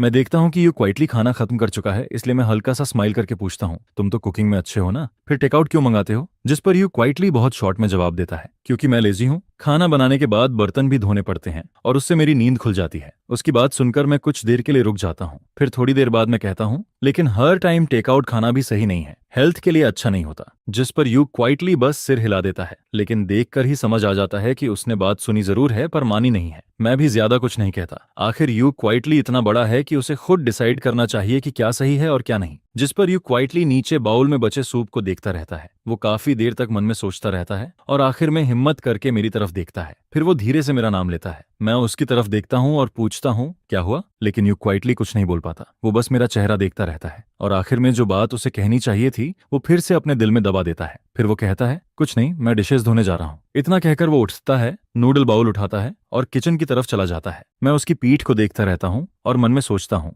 यू क्वाइटली मुझसे कहना क्या चाहता था? इतनी सी बात बोलना उसके लिए इतना मुश्किल क्यों हो रहा है? और तभी मेरे मन में एक खराब थॉट आता है, क्या यू क्वाइटली मुझसे डिवोर्स लेना चाहता है? क्योंकि इसके अलावा कोई और रीजन समझ नहीं आता कि वो इतना हेजिटेट क्यों कर रहा है। यू क्वाइटली हमेशा से बहुत सॉफ्ट नेचर का रहा है, इसलिए अगर उसे कोई हर्ट करने वाली बात कहनी हो तो वो पहले बहुत सोचता है कि कैसे बोले ताकि सामने वाले को कम से कम तकलीफ हो। अगर बात सच में डिवोर्स की है तो इसमें किसी की गलती नहीं कही जा सकती। बस यही कहा जा सकता है कि हमारी फेट बस यहीं तक थी, इसलिए अलग होना आसान रहेगा। लेकिन फिर भी मुझे अंदर से थोड़ा रिग्रेट होता है, थोड़ा डिप्रेस्ड भी फील होता है। आखिर अगर मेरा डिवोर्स हो गया तो शायद मुझे यू क्वाइटली जैसा अच्छा पार्टनर दोबारा ना मिले। जिस पर मैं अंदर ही अंदर एक लंबी सांस लेता हूँ। मैं चेयर पर बैठा कुछ देर तक सोचता रहता हूँ। ज्यादा देर नहीं होती और यू क्वाइटली किचन से वापस आ जाता है। वो मुझे एक कॉम्प्लिकेटेड नजर से देखता है और फिर मैं उठकर ऊपर चला जाता हूँ। जिस पर मैं नोटिस करता हूँ कि यू क्वाइटली अभी भी मुझे देख रहा होता है और इस बार मुझे और भी ज्यादा यकीन हो जाता है कि मेरा गैस सही है। सच में यू क्वाइटली शायद मुझसे डिवोर्स लेना चाहता है। फिर मैं मन में कहता हूँ ठीक है, अगर ऐसा है तो होने दो, लेकिन फिर भी ये बात यू क्वाइटली को खुद ही बोलनी होगी। जैसे ही यू क्वाइटली अपने रूम में वापस आता है, वो तुरंत कंप्यूटर के सामने बैठ जाता है और अपनी गर्लफ्रेंड को मैसेज भेजता है, कल डिनर मैं तुम्हें ट्रीट दूंगा। मैं अपने हस्बैंड को नहीं ला सकता, वो एग्री नहीं कर रहा, और वैसे भी पैसे उसे नहीं देने हैं। जिस पर उसकी गर्लफ्रेंड रिप्लाई करती है, वो एग्री क्यों नहीं कर रहा? अगर टाइम का इश्यू है तो हम डिनर रात में कर लेंगे। यू क्वाइटली जवाब देता है, ऐसी बात नहीं है, मुझे बस लू चाओ को इनवाइट करने में बहुत ऑकवर्ड फील हो रहा है। जिस पर उसकी गर्लफ्रेंड तुरंत कहती है, इसमें ऑकवर्ड होने वाली क्या बात है, वो तुम्हारा हस्बैंड है, बस उसे खाने पर बुलाना है, इसमें डरने वाली क्या बात है। लेकिन यू क्वाइटली फिर कहता है, मुझे समझ नहीं आता कि उससे कैसे बोलूं, कहीं उसे परेशानी ना हो जाए। जिस पर क्यू आई धीरे धीरे पूरी तरह स्पीचलेस हो जाती है। फिर वो कहती है, तुम अपनी आइडेंटिटी ठीक से रिकॉग्नाइज करो, वो कोई और नहीं, तुम्हारा हस्बैंड है। लेकिन यू क्वाइटली फिर भी कहता है, बस मुझे फिर भी नहीं पता कि कैसे बोलूं। जिस पर उसकी फ्रेंड इरिटेट होकर कहती है, तुम सच में बेकार हो, अपना हस्बैंड भी नहीं संभाल सकते, चलो मुझे उसका कॉन्टैक्ट दे दो, मैं खुद उससे बात कर लेती हूँ। लेकिन यू क्वाइटली तुरंत कहता है, नहीं ऐसा मत करो। जिस पर उसकी फ्रेंड कहती है, तुम कुछ बोलोगे ही नहीं तो तुम्हें कैसे पता कि तुम्हारा हस्बैंड परेशान होगा। फिर वो अचानक पूछती है, वैसे तुम्हारे पास उसका कॉन्टैक्ट बट नहीं है क्या? तुम लोगों की शादी को आधा साल हो गया और तुम्हारे पास उसका फोन नंबर भी नहीं है। जिस पर यू क्वाइटली कहता है, बनी नहीं है। वो फिर पूछती है, तो तुम लोग नॉर्मली कांटेक्ट कैसे करते हो? यू क्वाइटली धीरे से जवाब देता है, हम कांटेक्ट ही नहीं करते। इतना सुनते ही उसकी फ्रेंड का अवतार ग्रे हो जाता है और वो ऑफलाइन चली जाती है। शायद वो यू क्वाइटली पर गुस्सा हो गई थी, लेकिन थोड़ी देर बाद वो फिर से ऑनलाइन आती है और फिर वो यू क्वाइटली को एक नया टास्क भेजती है, अपने हस्बैंड का फोन नंबर और उसका कॉन्टैक्ट लेकर आओ, रिवॉर्ड में मैं तुम्हें तुम्हारे हस्बैंड के फ्रेंड्स और उसका नंबर दूंगी। जिस पर यू क्वाइटली फोन की स्क्रीन पर लिखी उस लाइन को चुपचाप देखता रहता है और फिर वो गहरी सोच में पड़ जाता है। किसी से उसका कॉन्टैक्ट मांगना यू क्वाइटली ने पहले कभी नहीं किया था। वो रास्ते में किसी का भी नंबर लेने में ऑकवर्ड फील करता था, और ऊपर से मुझे किसी आदमी का कॉन्टैक्ट क्यों चाहिए होगा। लेकिन फिर उसे ची की बात याद आती है, वो सही कह रही थी, मैं उसका हस्बैंड हूँ, कोई और नहीं। अगर उसके पास मेरा कॉन्टैक्ट होगा तो शायद वो ऑनलाइन मुझसे ठीक से बात कर पाएगा। जिस पर यू क्वाइटली दांत भींचता है, फोन लॉक करता है और फोन लेकर नीचे चला जाता है। वो मुझे ढूंढना चाहता है। अभी भी ज्यादा रात नहीं हुई होती, इसलिए मैं सोया नहीं होऊंगा। यू क्वाइटली मेरे रूम के बाहर पहुंचता है। डोर पूरी तरह बंद होता है और कमरे की साउंड प्रूफिंग भी काफी अच्छी होती है। जब तक अंदर ज्यादा आवाज ना हो, बाहर वाले को कुछ सुनाई नहीं देता। जिस पर यू क्वाइटली धीरे से डोर नॉक करता है, गला साफ करता है और कहता है, लुचाओ तुम सो गए क्या? अगर मैं सच में सो गया होता तो शायद उसकी इस आवाज से भी नहीं उठता। इसलिए यू क्वाइटली दोबारा नॉक करने ही वाला होता है, तभी अंदर से मेरी आवाज आती है, एक मिनट मैं अभी आता हूँ। असल में मैं सोया नहीं होता। इतनी जल्दी सोना आजकल के लोगों के हिसाब से थोड़ा वियर्ड लगता है। हालांकि मेरी एक्टिंग यू क्वाइटली जितनी ज्यादा नहीं होती, लेकिन मैं भी यूजुअली 11 या 12 बजे के बाद ही सोता हूँ। मैं बस ये सोच रहा होता हूँ कि यू क्वाइटली आखिर मुझे ढूंढने आ ही गया, अब जो होना है वो होगा। जिस पर यू क्वाइटली कहता है, तो मैं लिविंग रूम में वेट करता हूँ, तुम वहीं आ जाना। इतना कहकर वो हाथ नीचे करता है, मुड़ता है और लिविंग रूम की तरफ चला जाता है। थोड़ी देर बाद मैं कपड़े बदलकर रूम से बाहर आता हूँ। डोर पर खड़े होकर मैं देखता हूँ कि वो लड़की सोफा पर बहुत सीधी होकर बैठी होती है। वो बिल्कुल सीधे बैठी होती है, फोन उसके हाथ में होता है और उसके चेहरे पर साफ नर्वसनेस दिख रही होती है। यू क्वाइटली सिर नीचे किए बैठा होता है। मैं साफ देख सकता हूँ कि वो बहुत नर्वस है। जिस पर मैं मन में सोचता हूँ, आ गया वो मोमेंट। इतने सालों से चल रही ये शादी शायद यहीं खत्म होने वाली है। मैं अपने चेहरे के एक्सप्रेशन को कंट्रोल करता हूँ, मन की सारी बातें दबा देता हूँ और यू क्वाइटली की तरफ चलने लगता हूँ। जैसे ही यू क्वाइटली मुझे आता हुआ देखता है, वो भी तुरंत खड़ा हो जाता है, फोन नीचे रख देता है और कॉफी टेबल पर रखा पानी मेरी तरफ बढ़ा देता है। और फिर लगभग उसी टाइम पर हम दोनों एक साथ बोलते हैं। यू क्वाइटली कहता है, लू चाओ चलो फ्रेंड ऐड कर लेते हैं। और मैं कहता हूँ, यू क्वाइटली चलो डिवोर्स ले लेते हैं। दोनों की बात एक साथ निकलती है, जिस पर दोनों कुछ देर के लिए रुक जाते हैं। मैं हैरान होता हूँ कि लू चाओ उससे डिवोर्स क्यों लेना चाहेगा, आखिर क्यों? क्या कहीं कोई मिसअंडरस्टैंडिंग है? और दूसरी तरफ यू क्वाइटली को ऐसा लगता है जैसे किसी ने उसके दिल पर पानी फेर दिया हो। वो इतनी हिम्मत करके इतनी मुश्किल से मेरे पास मेरा कॉन्टैक्ट मांगने आया था और बदले में उसे ये सुनने को मिलता है कि मैं उससे डिवोर्स लेना चाहता हूँ। उसकी पहली बार किसी का कॉन्टैक्ट मांगने की कोशिश पूरी तरह फेल हो जाती है। जिस पर यू क्वाइटली का चेहरा बदल जाता है। वो थोड़ा हर्ट और थोड़ा गुस्से में लगने लगता है।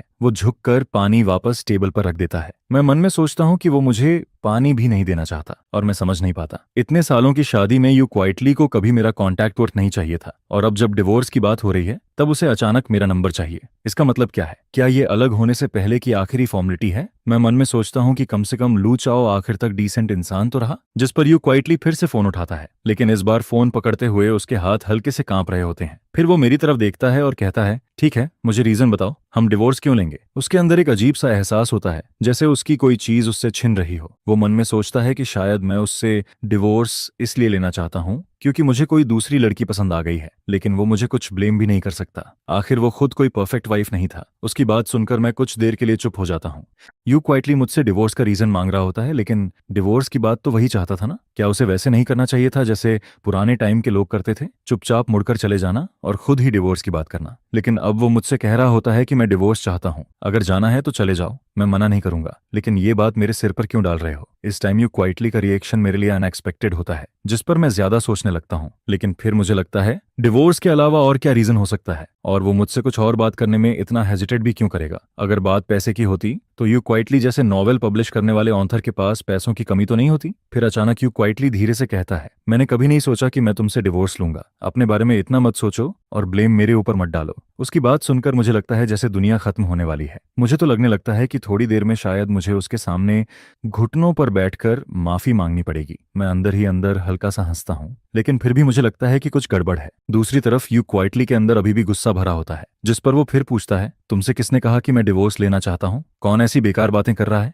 और जो इंसान डिवोर्स लेना चाहता है वो क्या ऐसा दिखता है? जैसे ही यू क्वाइटली ये कहता है, मैं तुरंत सिर नीचे कर लेता हूँ। मेरा रिएक्शन इतना फास्ट होता है कि यू क्वाइटली भी सरप्राइज हो जाता है। मैं जल्दी से कहता हूँ, नहीं, तुम्हारी वजह से नहीं, मेरी गलती थी। मैं सीधा अपनी गलती मान लेता हूँ, जिस पर यू क्वाइटली कुछ देर के लिए स्पीलेस हो जाता है। असल में वो मुझे थोड़ा डांटना चाहता था, लेकिन फिर उसे लगता है कि अभी हमारा रिश्ता इतना क्लोज नहीं है कि वो ऐसा करे, और फिर उसे और ज्यादा गुस्सा आने लगता है। लेकिन मैं इतनी जल्दी गलती मान लेता हूँ कि उसका सारा गुस्सा वहीं रुक जाता है, जैसे मैंने पहले ही तेज नाइफ से उसका अटैक रोक दिया हो। जब मैं देखता हूँ कि उसका चेहरा थोड़ा नॉर्मल हुआ है, तो मैं जल्दी से एक्सप्लेन करता हूँ, तुम पहले मुझसे कुछ कहना चाहते थे, लेकिन तुम इतने ऑकवर्ड लग रहे थे, इसलिए तुम्हें लगा था कि मैं तुमसे डिवोर्स लेने वाला हूँ। लेकिन अभी तक भी मुझे समझ नहीं आता है कि यू क्वाइटली आखिर मुझसे क्या कहना चाहता है। जिस पर यू क्वाइटली चुपचाप अभी अभी डाला हुआ पानी का एक सिप लेता है ताकि अपने शौक को दबा सके, और साथ ही साथ यू क्वाइटली ये भी सोच रहा होता है कि उसे आगे क्या कहना चाहिए, क्योंकि यू क्वाइटली को लगता है कि अगर वो बहुत ज्यादा फियरस हो गया तो मैं डर जाऊंगी, और अगर वो बहुत सॉफ्ट हो गया तो मुझे लगेगा कि उसे आसानी से मनाया जा सकता है, जिस पर आगे कभी भी किसी भी सिचुएशन में मैं डिवोर्स फाइल कर सकती हूँ। इसी बीच मैं अचानक उससे पूछती हूँ, बहुत डरावना है? जिसे सुनकर यू क्वाइटली एकदम कंफ्यूज हो जाता है, जिस पर वह फिर से पानी पीता है और उसके बाद बहुत सीरियस होकर जवाब देता है, क्योंकि मैं गुस्से में था और मुझे अपना गुस्सा कम करने के लिए पानी चाहिए था। जिस पर मैं अपने पीछे की तरफ इशारा करती हूँ और कहती हूँ, तो मैं बेवजह ही टेंशन फ्री हो गई। अगर तुम्हें गुस्सा कम करना है तो तुम मेरे पास आ सकते हो, मेरे पास हनीस्कल है, अगर उससे टी बनाओगे तो वह सबसे अच्छा फायर कम करता है। यह सुनकर यू क्वाइटली थोड़ा ऊपर देखता है, फिर अपनी आंखें ब्लिंक करता है और उसके बाद हल्का सा मुस्कुराता है, लेकिन वह स्माइल बिल्कुल भी नॉर्मल नहीं लगती है, बल्कि एकदम ऐसी लगती है जैसे वह अंदर से टूट रहा हो। फिर वह पूछता है, तो जब तुम गुस्सा होती हो तब क्या तुम भी पानी पीकर ठीक हो जाती हो? जिसके जवाब में मैं सिर हिलाकर कहती हूँ, नहीं, मैं तुम्हारी तरह मैजिकल नहीं हूँ, लेकिन मैं सोकर ठीक हो जाती हूँ। एक रात की नींद के बाद मैं फिर गुस्सा नहीं रहती। यह सुनकर यू क्वाइटली कुछ देर के लिए बिल्कुल स्पीचलेस हो जाता है। फिर वह पानी पीता है, खुद को काम करता है और उसके बाद फिर से पूछता है, तो तुझे क्या तुम डिवोर्स चाहती हो? असल में यू क्वाइटली अभी मुझसे ठीक से बात करना चाहता है, लेकिन उसके लिए इतने लंबे वर्ड्स बोलना बहुत मुश्किल होता है। वह हमेशा से सोशल बातों में बहुत शय रहा है, जैसे पहले कॉलेज कैफेटेरिया में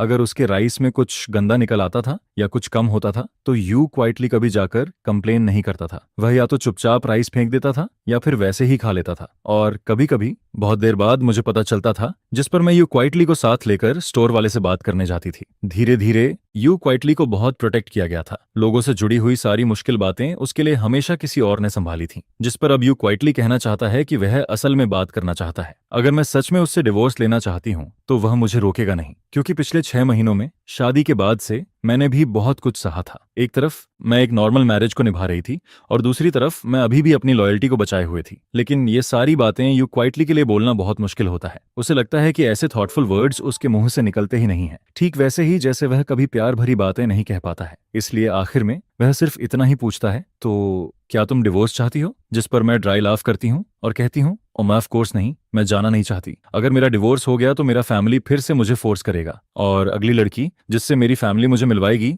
वह शायद यू क्वाइटली से बेटर भी ना हो। और वैसे भी मुझे शादी पर इतना भरोसा नहीं है। अगर 2 लोग एक दूसरे के साथ समहाउ एडजस्ट कर लें तो वही काफी है। इसके बाद मैं आगे कहती हूँ, लेकिन हमें दुनिया के एंड जैसा बिहेव करने की जरूरत नहीं है, हम बस सोल्जर्स की तरह पास रह सकते हैं। जिस पर मैं पूरा चॉइस यू क्वाइटली के हाथ में छोड़ देती हूँ। अगर यू क्वाइटली कहे कि वह साथ रहना चाहता है तो हम साथ रहेंगे, और अगर वह कहे कि उसे जाना है तो फिर हम अलग हो जाएंगे। मैं हुआगुओ माउंटेन वापस चली जाऊंगी और यू क्वाइटली वापस ल्यूशाहे चला जाएगा, और उसके बाद हम हमेशा के लिए अलग हो जाएंगे। यह सुनकर यू क्वाइटली के सिर में दर्द होने लगता है, क्योंकि वह समझ ही नहीं पाता कि मैं आखिर चाहती क्या हूं। उसे कैसे पता चले कि कौन सा आंसर मुझे खुश करेगा। अगर उसने कुछ ऐसा कह दिया जो मैं सुनना नहीं चाहती, तो क्या मैं दुखी नहीं हो जाऊंगी? और यू क्वाइटली कभी भी ऐसा इंसान नहीं रहा जो खुद के लिए किसी दूसरे को हर्ट करे। जिस पर यू क्वाइटली फिर से चुप हो जाता है, वह कुछ भी नहीं कहता है।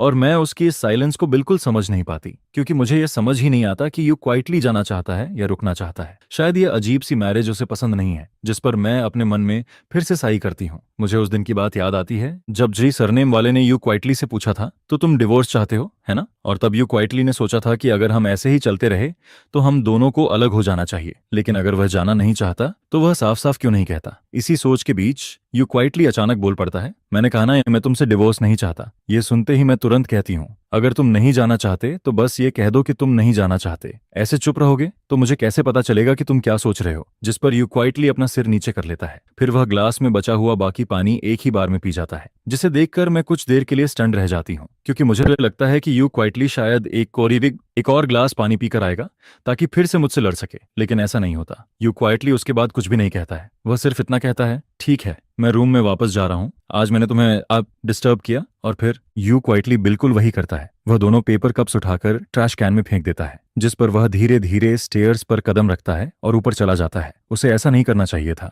यू क्वाइटली को अपने दिल की सारी बातें कह देनी चाहिए थी। अगर वह नहीं बोलेगा तो मुझे कैसे पता चलेगा कि वह क्या सोच रहा है? लेकिन बात बीच में ही रुक जाती है। यू क्वाइटली आधे रास्ते में ही पीछे हट जाता है और उसके बाद सिर्फ एक ठीक है छोड़कर चला जाता है, जिस पर मुझे सिर्फ इतना फील होता है कि ये छोटी सी लड़की यू क्वाइटली अभी बहुत हर्ट है, जैसे वह अपनी सारी शिकायतें, अपना सारा दुख अपने अंदर ही दबा रहा है। नहीं, आज मुझे यू क्वाइटली से ठीक से बात करनी होगी। मुझे जानना है कि उसके दिमाग में आखिर चल क्या रहा है। जैसे ही मेरे मन में यह थॉट आता है, मैं तुरंत यू क्वाइटली का नाम लेकर उसे बुलाती हूँ, जिस पर यू क्वाइटली, जो स्टेयर्स पर आधा ऊपर जा चुका होता है, मेरी आवाज सुनते ही रुक जाता है और फिर पीछे मुड़कर मेरी तरफ देखता है। फिर भी क्या और कुछ है? यू क्वाइटली पूछता है। मैं कहती हूँ, नीचे आओ, मुझे तुमसे कुछ कहना है। जिस पर यू क्वाइटली फिर से मुड़ता है और हैंडरेल पकड़कर नीचे आने लगता है। मैं अब यू क्वाइटली के चेहरे को देखती हूँ, लेकिन उसके चेहरे पर मुझे ना गुस्सा दिखता है, ना कोई शिकायत फील होती है। फिर यू क्वाइटली नीचे आकर सोफा पर बैठता है। चाहे मैंने उसे बैठने को कहा हो या वह खुद बैठा हो, वह आखिर में सोफा पर बैठ ही जाता है। जिसके बाद मैं पहला सवाल पूछती हूँ, जब हम डिनर कर रहे थे तब तुमने कहा था कि तुम्हें मुझसे कुछ कहना है। अगर वो डिवोर्स की बात नहीं थी तो फिर क्या था? मुझे थोड़ा एरोगेंट फील होता है। पहला स्टेप ही सक्सेसफुल नहीं हुआ तो अब इसके बाद क्या करना चाहिए?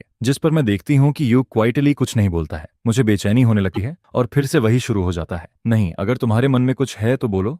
तुम्हारे चेहरे को देखकर कोई कैसे समझेगा कि तुम क्या सोच रहे हो? यह कहते हुए मुझे थोड़ा डिप्रेस्ड भी फील होता है, क्योंकि दोपहर में मैंने उसे उसके बेस्ट फ्रेंड से बात करते हुए सुना था। शायद वह मुझे कोई बुक देना चाहता था। यह सुनकर मुझे लगा था कि यू क्वाइटली शायद काफी लाइवली पर्सनालिटी वाला होगा, लेकिन मेरे सामने आते ही यू क्वाइटली फिर से इंट्रोवर्ट बन जाता है। लेकिन कोई बात नहीं, मैं यू क्वाइटली को टाइम दूंगी, उसे सोचने दूंगी, सब कुछ क्लियर करने दूंगी और फिर आंसर देने दूंगी। जब दो लोग बात कर रहे होते हैं और सामने वाला मोबाइल फोन उठा ले तो वह बहुत रूड लगता है। इसलिए मैंने अपना मोबाइल नहीं देखा और यू क्वाइटली भी अपना मोबाइल नहीं देखता है, क्योंकि उसे भी पता है कि इस टाइम मोबाइल पकड़ना गलत लगेगा। इसलिए वो बस सीधा बैठा रहता है। लेकिन काफी देर तक ऐसे बैठे रहने के बाद यू क्वाइटली थोड़ा अनकंफर्टेबल फील करने लगता है, जिस पर मैं कुछ देर तक उसे देखती रहती हूँ। लेकिन यू क्वाइटली अभी भी कुछ बोलने के साइंस नहीं दिखाता है। तभी अचानक मुझे लगता है कि हम दोनों के बीच का रिश्ता कुछ अजीब हो गया है। मैं कहती हूँ, मुझे अभी तुम्हारे सामने वैसा फील हो रहा है जैसे कोई स्टूडेंट जिसे ऑफिस में बुलाया गया हो। यह सुनकर मैं खुद ही हल्का सा कंप्लेन करने वाले अंदाज में बोलती हूँ, जिस पर यू क्वाइटली हंस देता है और यह उसके तरफ से पहली रिएक्शन होती है। जैसे ही मैं उसे हंसते हुए देखती हूँ, मैं तुरंत मौका देखकर कहती हूँ, यू क्वाइटली, तुम्हें इतना सोचने की जरूरत नहीं है। तुम्हें बस सीधे बोलना चाहिए कि तुम डिवोर्स नहीं चाहते और जो भी तुम्हारे मन में है वह सब बोल देना चाहिए। मैं उसे बहुत इनकरेजिंग नजरों से देखती हूँ, लेकिन एक पल के लिए मुझे खुद पर ही अजीब फील होता है, जैसे मैं कोई स्ट्रेंज अंकल हूँ जो किसी बच्चे को समझा रहा हो। ठीक है, यू क्वाइटली सिर हिलाता है, लेकिन उसका जवाब इतना सिंपल होता है कि मुझे लगता है जैसे वह बस बात खत्म करने के लिए बोल रहा है और मुझे समझ नहीं आता कि अब यू क्वाइटली के साथ क्या करूं। इसलिए मैं बस उसे उम्मीद भरी नजरों से देखती रहती हूँ और मेरी यह नजर यू क्वाइटली को एम्बैरेस्ड कर देती है, जिस पर वह तुरंत हाथ उठाकर कहता है, मैं सच में तुमसे झूठ नहीं बोल रहा हूँ। मैं प्रॉमिस करता हूँ कि आगे से जो भी सोचूंगा सब बोल दूंगा। मैं तुरंत कहती हूँ, तो फिर जो बात तुम पहले मुझसे कहना चाहते थे वही बोलो। जिस पर यू क्वाइटली थोड़ा एम्बैरेस्ड होकर 2 बार खांसता है, लेकिन उसके बाद भी वह कुछ नहीं बोलता। मैं कुछ देर उसे देखती हूँ और फिर कहती हूँ, मुझे नहीं लगता कि आज हम दोनों की बात आगे बढ़ पाएगी। छोड़ो, कोई बात नहीं, तुम जल्दी रेस्ट कर लो। मैं गहरी सांस लेती हूँ और उठकर जाने लगती हूँ। रुको। जैसे ही यू क्वाइटली देखता है कि मैं जा रही हूँ, वह जल्दी से मेरे कपड़ों का किनारा पकड़ लेता है, क्योंकि उसे हमेशा लगता है कि अगर वह मुझे ऐसे ही जाने देगा तो कुछ अच्छा नहीं होगा।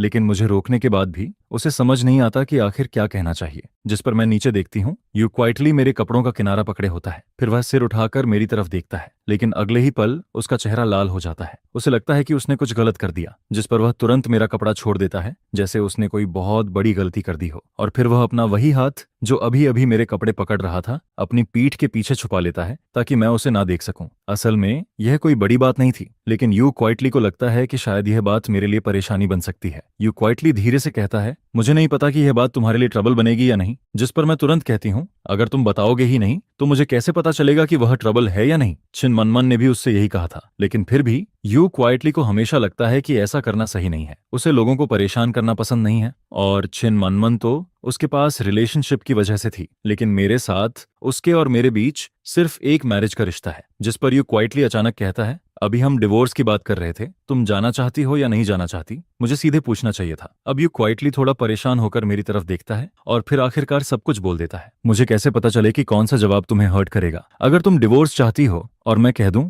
कि मैं डिवोर्स नहीं चाहता, तो क्या तुम सिर्फ मेरी वजह से अगले आधे साल तक मेरे साथ रहोगी? इसलिए मैं हमेशा चॉइस तुम्हारे हाथ में छोड़ता रहा हूं।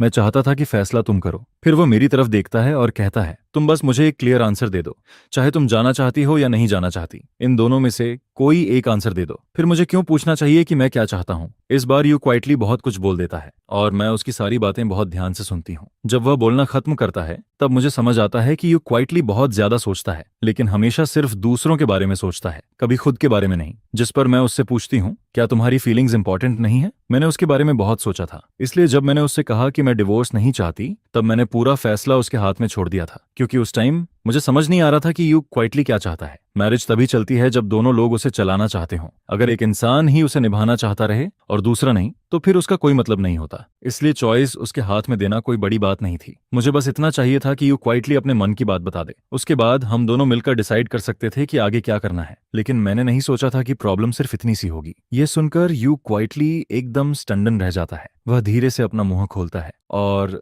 ऑफ कोर्स मेरे थॉट्स इंपॉर्टेंट हैं, लेकिन मैं इंपॉर्टेंट हूँ, फिर भी मैं पहले तुम्हारे थॉट्स की फिक्र करता हूँ। ये मैरिज आगे चल सकती है या नहीं? क्या उसका फैसला सिर्फ मैं कर सकता हूँ? मैं यू क्वाइटली को देखती हूँ और फिर कहती हूँ, लेकिन तुमसे पहले मैं पहले ही बोल चुकी हूँ कि मैं डिवोर्स नहीं चाहती। यह सुनकर यू क्वाइटली फिर से स्टंड रह जाता है। वह काफी देर तक चुप रहता है और फिर धीरे से कहता है, फिर मुझे कैसे पता चले कि तुम जो कह रही हो वो सच है? क्या पता तुम भी उन लोगों जैसी हो जो कुछ और सोचते हैं और कुछ और बोलते हैं। यह सुनकर मैं एकदम स्पीचलेस हो जाती हूँ। यू क्वाइटली जैसा इंसान बहुत ज्यादा सोचता है। मैं जो सोचती हूँ वही ऑनेस्टली बोल देती हूँ, लेकिन यू क्वाइटली अगर खुद कुछ बोलेगा ही नहीं, तो मुझे कैसे पता चलेगा कि उसके मन में क्या चल रहा है? मैं कुछ देर चुप रहती हूँ और फिर उससे पूछती हूँ, क्या तुम बाहर बाकी लोगों के लिए भी इतना सोचते हो? कैसे हो सकता है? यू क्वाइटली तुरंत मना कर देता है, लेकिन फिर वह खुद ही सोचने लगता है। फैमिली, रिलेटिव्स और फ्रेंड्स को छोड़कर बस स्लोली ही है, लेकिन उसका भी अलग है। मेरा स्लोली के साथ अच्छा रिलेशन है, इसलिए उसके साथ ये सब मैटर नहीं करता, और बाकी लोग, उनका मुझसे कोई लेना देना नहीं है। यू क्वाइटली थोड़ा हिलता है और फिर कहता है, मैं अपने रिलेशन की वजह से किसी और को हर्ट नहीं करूंगा, और जो लोग मेरे लिए मैटर नहीं करते उनके लिए मैं खुद को भी अपसेट नहीं करूंगा। यह सुनकर मैं मन में सोचती हूँ, अगर ऐसे हिसाब लगाऊं तो यू क्वाइटली की लिस्ट में मैं शायद पहली बार सबसे ऊपर हूँ। जिस पर मैं पूछती हूँ, और मैं ऑन ऑफ कोर्स तुम उनसे अलग हो। अलग कैसे? उनकी क्या आइडेंटिटी है और मेरी क्या आइडेंटिटी है? यह सुनते ही यू क्वाइटली चुप हो जाता है। वह कुछ नहीं बोलता। असल में यह एकदम नॉर्मल सवाल था, लेकिन ना जाने क्यों यू क्वाइटली को यह सवाल कुछ अलग ही फील करवाता है, जैसे मैं उसके लिए कोई स्पेशल पर्सन हूँ। मैं फिर पूछती हूँ, तो फिर मेरी आइडेंटिटी क्या है? मैं बस ये सुनना चाहती हूँ कि यू क्वाइटली खुद अपने मुंह से बोले, लेकिन यू क्वाइटली फिर भी नहीं बोलता। शायद वह कहना चाहता है, कन्वी तुम मेरे हस्बैंड हो, लेकिन उसके लिए यह लाइन बोलना बहुत ज्यादा ऑकवर्ड है, क्योंकि अगर वह ऐसी बातें बोलेगा तो शायद फिर उसे लगेगा कि लोग उसे चिढ़ाएंगे या कहेंगे कि वह बहुत इमोशनल हो रहा है। जिस पर यू क्वाइटली का चेहरा फिर से लाल हो जाता है। वह कुछ भी नहीं बोल पाता। उसका एक्सप्रेशन देखकर मैं अचानक हंस देती हूँ, क्योंकि अब मुझे समझ आने लगता है, मैं यू क्वाइटली के लिए सिर्फ एक नॉर्मल रूममेट नहीं हूँ जो बस उसी घर में रहता है। हालांकि मेरे मन में यू क्वाइटली के लिए वैसे फीलिंग्स नहीं है, लेकिन फिर भी मेरे दिल में थोड़ा अच्छा फील होता है, बिल्कुल वैसे जैसे स्कूल के टाइम कोई लड़की मुझे पसंद करती थी। भले ही मैं उससे बात ना करता हूँ, लेकिन फिर भी अंदर से थोड़ा खुश फील होता है। और अब मुझे समझ आता है कि यू क्वाइटली मुझे अपने दिल में हस्बैंड मानता है, लेकिन कुछ चीज़ों में वह मुझे हस्बैंड की तरह ट्रीट नहीं करता। जैसे उसके मन में राइट्स और रिस्पॉन्सिबिलिटी बराबर नहीं है। उदाहरण के लिए, यू क्वाइटली को हमेशा डर लगता है कि वह मुझे ट्रबल देगा। उसके मन में वह खुद मुझसे कुछ एक्सपेक्ट कर सकता है, लेकिन मुझे उससे कुछ एक्सपेक्ट नहीं करना चाहिए। यह सोचकर मुझे यू क्वाइटली के बारे में एक नई बात समझ आती है। वह बहुत जेंटल है, इतना जेंटल कि कभी कभी जरूरत से ज्यादा। अगर मैं उसकी जगह होता तो मैं इतना नहीं सोचता। जिस पर मैं हिम्मत करके धीरे से यू क्वाइटली के चेहरे को छूती हूँ। यू क्वाइटली पीछे नहीं हटता, वह बस अपनी आंखें उठाकर मेरी तरफ देखता है। उसकी आंखें बिल्कुल पानी जैसी लग रही होती हैं, जैसे उनमें पूरी ऑटम छिपी हुई हो। मैं उसके माथे के सामने आए हुए बाल हटाती हूँ और फिर कहती हूँ, अगर तुम्हें पता है कि मैं तुम्हारा हस्बैंड हूँ तो तुम्हें यह भी पता होना चाहिए कि छोटी छोटी बातों में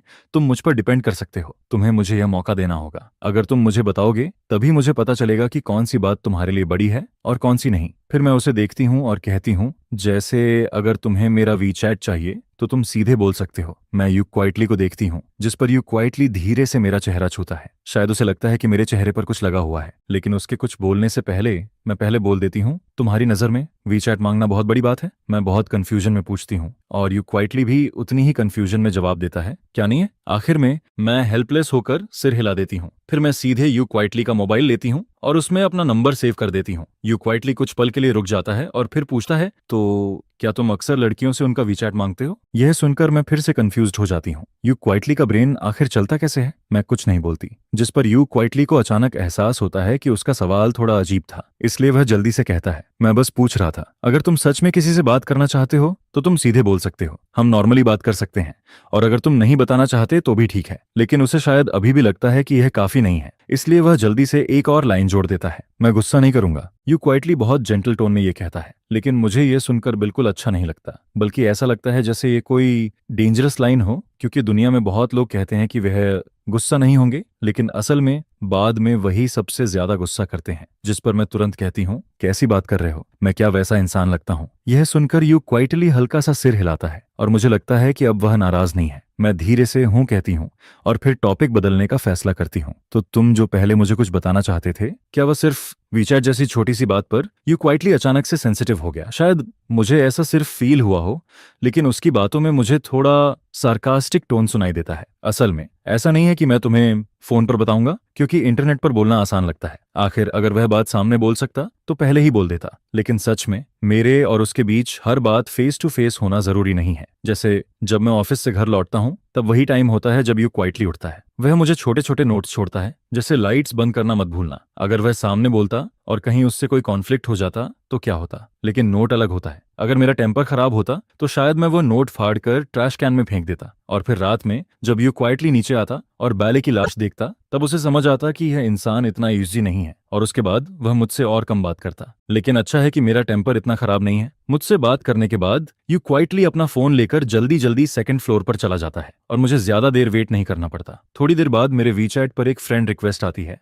उसका प्रोफाइल फोटो मेई यांगयांग का होता है और नेम लिखा होता है, तुम मुझे प्रिंसेस मेई यांगयांग बुला सकते हो। ये यू जिंगशी का अकाउंट होता है, वही लड़की जो हमेशा बहुत सीरियस और डीप लगती है। अगर मैंने पहले ही यू जिंगशी का वीचैट ऐड कर लिया होता तो शायद मैं उसके बारे में इतनी बड़ी मिसअंडरस्टैंडिंग नहीं करता। फ्रेंड रिक्वेस्ट एक्सेप्ट करते ही यू क्वाइटली मुझे मैसेज भेजता है, मैं यू क्वाइटली हूँ। उसके बाद वह नंबर्स की एक लाइन भेजता है, वह उसका फोन नंबर होता है। मैं तुरंत उसे सेव कर लेता हूँ। कॉन्टैक्ट सेव करते हुए मैं यही सोच रहा होता हूँ कि यह छोटी सी लड़की यू क्वाइटली बाहर से इतनी इंट्रोवर्ट लगती है, लेकिन जैसे ही फोन हाथ में आता है वह खुद बात शुरू कर देती है। मैं अभी उसका नाम एडिट ही कर रहा होता हूँ, तभी यू क्वाइटली के मैसेजेस एक के बाद एक आने लगते हैं। इतने मैसेज आ जाते हैं कि कॉन्टैक्ट सेव करने के बाद मुझे वापस जाकर सारे मैसेज पढ़ने पड़ते हैं। असल में कोई बहुत बड़ी बात नहीं थी। हालांकि उसने हाँ बोल दी थी, लेकिन उसने किन मेमिंग से कहा था कि शायद वह मुझे बाहर नहीं ला पाएगी। सब कुछ सिचुएशन पर डिपेंड करेगा। उसका मतलब बस इतना था कि वह मुझे अपने फ्रेंड से मिलवाना चाहती है। मैं उसकी बात समझ जाता हूँ, बिल्कुल वैसे ही जैसे मेरे फ्रेंड्स हमेशा कहते रहते हैं कि यू क्वाइटली को एक बार बाहर खाने पर लेकर आओ। अब चिन मिंगमिंग और यू क्वाइटली ने टाइम और जगह थोड़े से अलग अलग रख दी है और मुझे कहा है कि जो कन्वीनियंट लगे मैं चुन लूं। जहां तक बिल की बात है, अगर मैं उनके साथ जाने के लिए रेडी हो जाऊं तो बाद में यू क्वाइटली मुझे पैसे ट्रांसफर कर देगा और फिर बिल मैं पे करूंगा, क्योंकि उसके हिसाब से उसके बेस्ट फ्रेंड के सामने उसका हस्बैंड बिल पे करे तो उसे अच्छा लगेगा। लेकिन यू क्वाइटली सच में मुझे बिल पे नहीं करने देगा। उसने पहले जो कहा था कि किन मैंगमैंग बिल देगी, वह बस मजाक था। आखिर किन मैंग मैंग इतनी दूर से आई है, वह सच में उससे पैसे कैसे ले सकता है। यू क्वाइटली अपने मैसेज में एक एक करके सारी बातें समझाता जाता है, और जब उसे लगता है कि जो कुछ कहना था वह सब कह दिया, तब वह आखिर में एक छोटा सा समरी मैसेज भेजता है, बस इतना ही, बाकी कुछ नहीं है। और उसके साथ वह एक सॉफ्ट सा इमोजी भी भेजता है। मैं शुरू से आखिर तक सारे मैसेज पढ़ता हूँ और फिर सोचता हूँ यह तो वही सब है जो मैंने पहले ही सुन लिया था। अब मैं सिर्फ इतना समझ सकता हूँ कि आगे से मुझे ये उम्मीद नहीं करनी चाहिए कि यू क्वाइटली खुद से आकर कुछ बोलेगा। मुझे खुद उससे पूछना होगा। अगर मैं उसका वेट करूंगा तो शायद अगले जन्म तक वेट करता रह जाऊंगा। मैं उसे बस एक ठीक है भेज देता हूँ। असल में यह कोई बड़ी बात नहीं थी जिस पर यू क्वाइटली तुरंत एक खुश वाला स्टिकर भेज देता है। मैं इमेजिन करता हूँ कि दूसरी तरफ यू क्वाइटली अपने फोन को देखकर उसी स्टिकर जैसी स्माइल कर रहा होगा, और फिर मैं सोचने लगता हूँ जब यू क्वाइटली सच में हंसता होगा तो कैसा लगता होगा। मैं अपने होंठ दबाता हूँ और तभी अचानक मुझे कुछ याद आता है। मैं उसके एक पुराने मैसेज को ऊपर स्क्रॉल करके देखता हूँ। तुमने खुद कहा था कि यह कोई बड़ी बात नहीं है, फिर तुम इसे बोलने में इतना हेजिटेट क्यों कर रहे थे। इस बार यू क्वाइटली बहुत जल्दी रिप्लाई करता है, इंटरनेट पर यह बड़ी बात नहीं है। मैं पूछता हूँ क्यों, जिस पर यू क्वाइटली जवाब देता है क्योंकि इंटरनेट पर हम कपल हैं। मैं आगे कुछ और पूछना चाहता हूँ, लेकिन उससे पहले ही यू क्वाइटली एक के बाद एक कई मैसेज भेज देता है। अपनी प्यारी वाइफ को किस करो, अपने हस्बैंड को चुपचाप आंसर दो आई लव यू, मुझे नोट्स भेजो, और होटल जल्दी चूज करना मत भूलना। यह पढ़कर मैं एकदम स्टंड रह जाता हूँ। मेरा मन करता है कि अभी इसी वक्त ऊपर जाकर देखूं कि यू क्वाइटली आखिर फोन के सामने बैठकर यह सब कैसे टाइप कर रहा है। मैं फोन की स्क्रीन पर लिखे हुए 4 वर्ड्स को देखता रहता हूँ। अपने हस्बैंड को किस करो। कौन कहेगा कि यू क्वाइटली इतना सिंपल है। मैंने नहीं सोचा था कि इस छोटे से इंसान के 2 चेहरे होंगे। सेकंड फ्लोर पर मैसेज भेजने के बाद यू क्वाइटली वापस बेड पर चला जाता है और फिर कमरे का दरवाजा लॉक कर लेता है। अगर मैं अभी ऊपर चला जाऊं तो शायद बात अच्छी तरह खत्म नहीं होगी। अगर कल मैं उससे नहीं मिल पाया तो फिर रहने दो। इंटरनेट वाला यू क्वाइटली रियल लाइफ वाले यू क्वाइटली से बिल्कुल अलग है। मैं बेड पर लेटा रहता हूँ और अभी भी यही सोच रहा होता हूँ कि उसके कॉन्टैक्ट का नाम क्या रखूं। काफी देर सोचने के बाद मैं पहले उसका नाम क्वाइट रखता हूँ, फिर उसे बदलकर वाइफ कर देता हूँ। आखिर वह मेरी वाइफ ही तो है, और जब यू क्वाइटली मुझे हस्बैंड बुला सकता है तो मैं उसे वाइफ क्यों नहीं बुला सकता। यह सोचकर मुझे थोड़ा अच्छा फील होता है। लेकिन कुछ देर बाद मैं फिर उसका नाम बदलकर वापस क्वाइट कर देता हूँ। अभी काफी रात बाकी है और मुझे अभी नींद नहीं आ रही, जिस पर मेरी नजर उस बुक पर पड़ती है। मैं गहरी सांस लेता हूँ और फिर सोचता हूँ नहीं, ये बुक अच्छी नहीं है। असल में बुक नहीं, यू क्वाइटली अच्छा है। और यू क्वाइटली का पेन नेम भी बहुत अलग है, सॉफ्ट स्ट्रॉबेरी क्राइंग बन। उस पेन नेम के नीचे साफ साफ एक लोगो बना हुआ होता है। हे भगवान, अगर मैंने इसे अपनी खुद की आंखों से नहीं देखा होता तो डुआन रेन कभी भी यू जिंगशियन को इस साइडोनिम से कनेक्ट नहीं करता।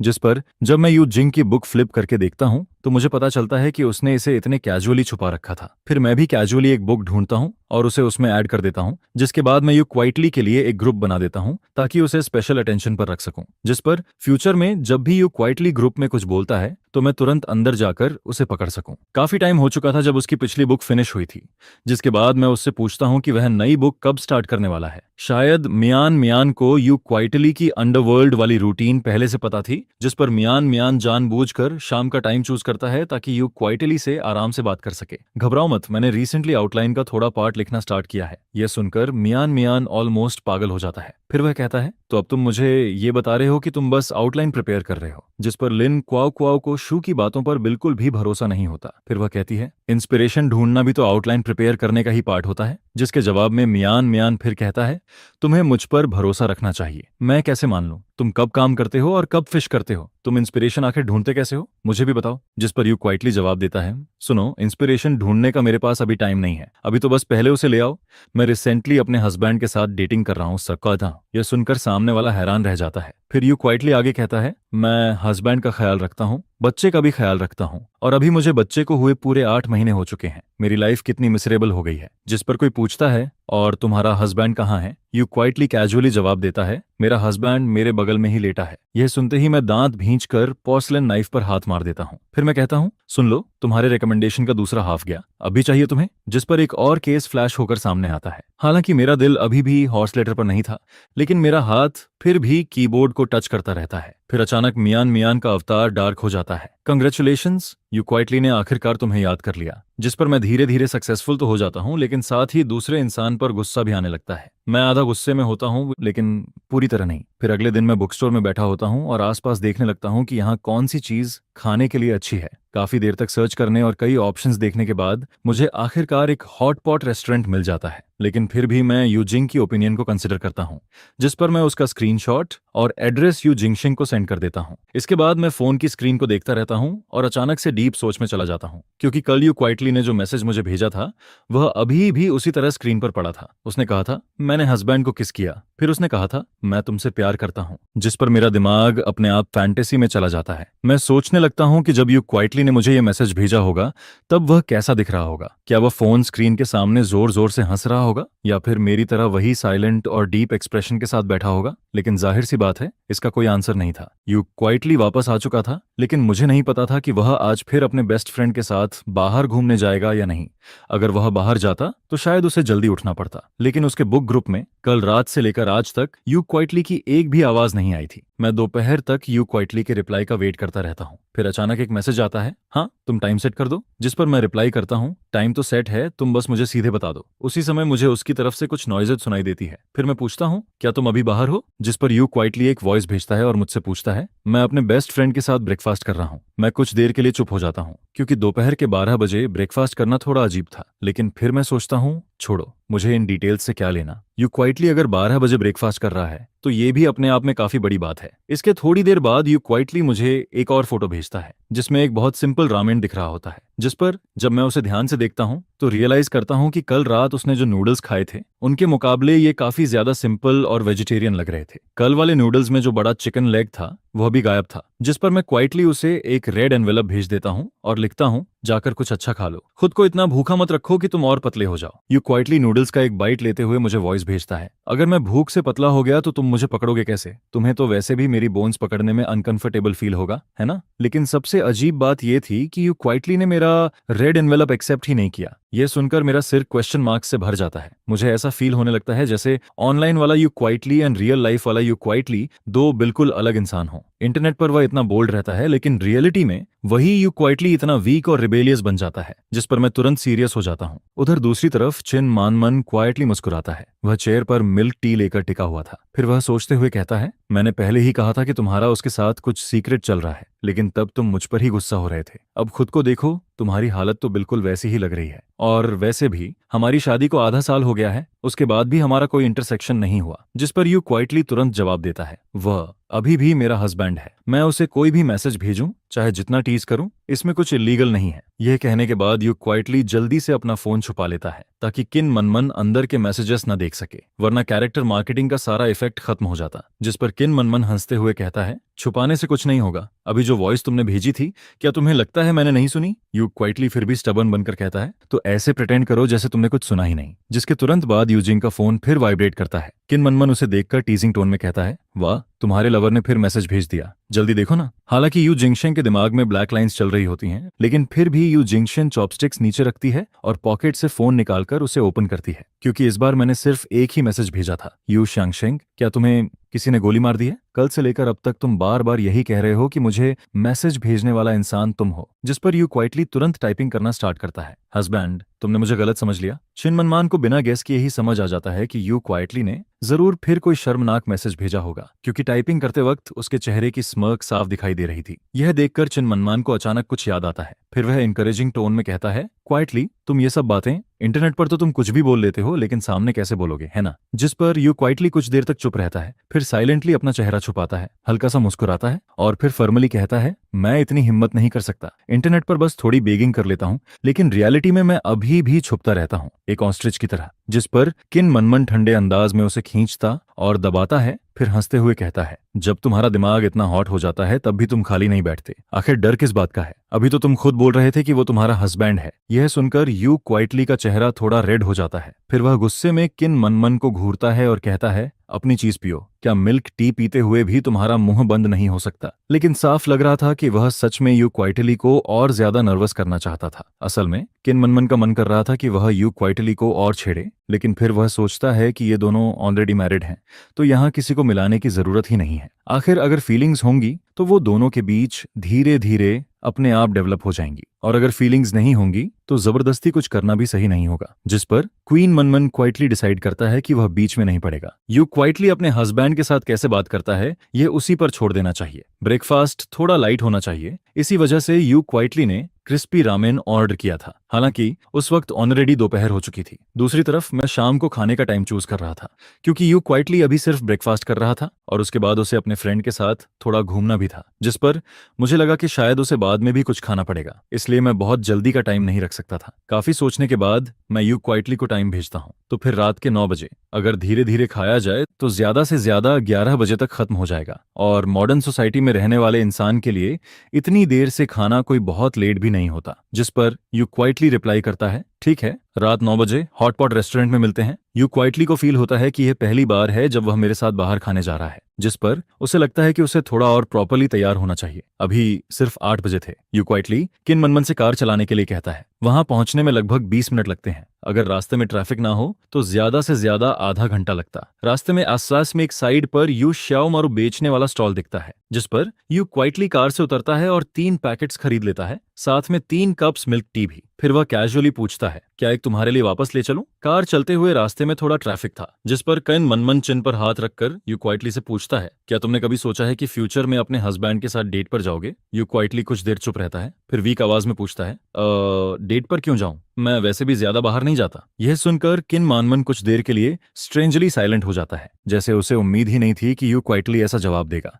उसे लगने लगता है कि शायद उसके दोस्त के दिमाग में सच में कुछ प्रॉब्लम है। जिस पर किन मनमन फिर पूछता है, तो फिर तुम मेरे साथ बाहर क्यों आए हो? यू क्वाइटली कैजुअली जवाब देता है, क्योंकि हम 2-3 साल से मिले नहीं थे। तुम्हारे साथ बाहर आकर पुरानी बातें याद कर सकता हूँ, लेकिन लू चाओ और मैं तो हर दिन मिलते हैं, हम हर दिन साथ रहते हैं, फिर हमें डेट पर जाने की क्या जरूरत है? यह सुनकर किन मनमन ऑलमोस्ट हार मान लेता है। फिर वह कहता है, घर और बाहर एक जैसे थोड़ी होते हैं। ये वैसे ही है जैसे लोग सिनेमा में मूवी देखने जाते हैं ताकि वहां का एटमॉस्फेयर फील कर सकें। जिस पर यू क्वाइटली तुरंत जवाब देता है, लेकिन मैं तो सिनेमा में भी मूवी देखने नहीं जाता, वहां मूवीज बस ज्यादा महंगी होती हैं। उसके अलावा कोई और फायदा है क्या? अगर लाइफ में स्पेशल इफेक्ट्स होते तो शायद इस वक्त किन मनमन के सिर पर हॉपलेस चमक रहा होता। फिर वह सीधा पूछता है, तो क्या तुम अपने हस्बैंड को पसंद करते हो? क्योंकि जब किसी को सच में पसंद करते हैं तो कई ऐसी बातें भी अपने आप समझ आने लगती हैं जो पहले समझ नहीं आती। जिस पर यू क्वाइटली कुछ नहीं बोलता, वह सीरियसली सोचने लगता है, क्योंकि उसका मेरे साथ ज्यादा कांटेक्ट नहीं रहा था, लेकिन वह इतना जरूर जानता था कि मेरे हस्बैंड होने की वजह से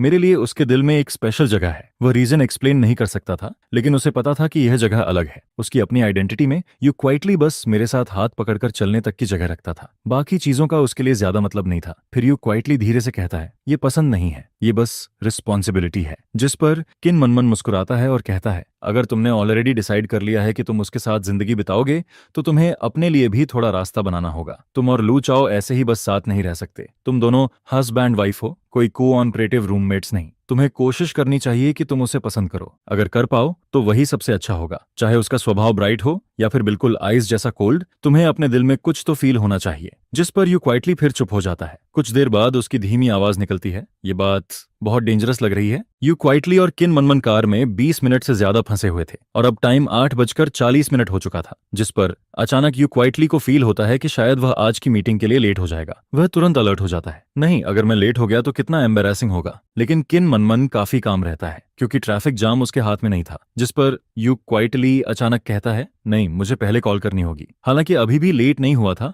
लेकिन उसके लिए यह बिल्कुल वैसे था जैसे कॉलेज में एक दिन पहले लीव मांगनी पड़ती है, क्योंकि सिर्फ वही लीव काउंट होती है जो पहले से ली जाए। यह देखकर किन मनमन नोटिस करता है कि यू क्वाइटली फोन निकालकर नंबर डायल करने वाला है, जिस पर वह उसे काइंडली रिमाइंड करता है, आवाज थोड़ी सॉफ्ट रखना, ज्यादातर लड़कों को जेंटल लड़कियां पसंद आती हैं। चिन मनमन अभी बोल ही रहा था, तभी यू क्वाइटली के हाथ में पकड़े फोन से कॉल लग जाती है और बहुत जल्दी उसमें से मेरी आवाज आने लगती है। जैसे ही कॉल कनेक्ट होती है, किन मनमन अपनी आईब्रोज उठाता है, फिर चुप हो जाता है। वह कुछ नहीं बोलता, बस यू क्वाइटली को एनकरेजिंग नजरों से देखता रहता है। जिस पर यू क्वाइटली एक गहरी सांस लेता है। यू क्वाइटली सच में बहुत कावड़ था। लू चाओ, मैं इस बार सच में समझ जाता हूँ, इंटरनेट वाला यू क्वाइटली और रियल लाइफ वाला यू क्वाइटली दोनों बिल्कुल अलग इंसान हैं। अगर ये वीचैट पर होता तो शायद यू क्वाइटली आते ही मुझे हस्बैंड बुला देता, और ऑनेस्टली वह सुनने में काफी कूल लगता, लेकिन रियलिटी में यू क्वाइटली बहुत ज्यादा सोचता है। वह जो भी बोलता है उसके पहले हर वर्ड का रिजल्ट सोचता है। लगता है हमारी तरफ थोड़ा ट्रैफिक जाम है। यू क्वाइटली अभी अगला सेंटेंस बोलने ही वाला था,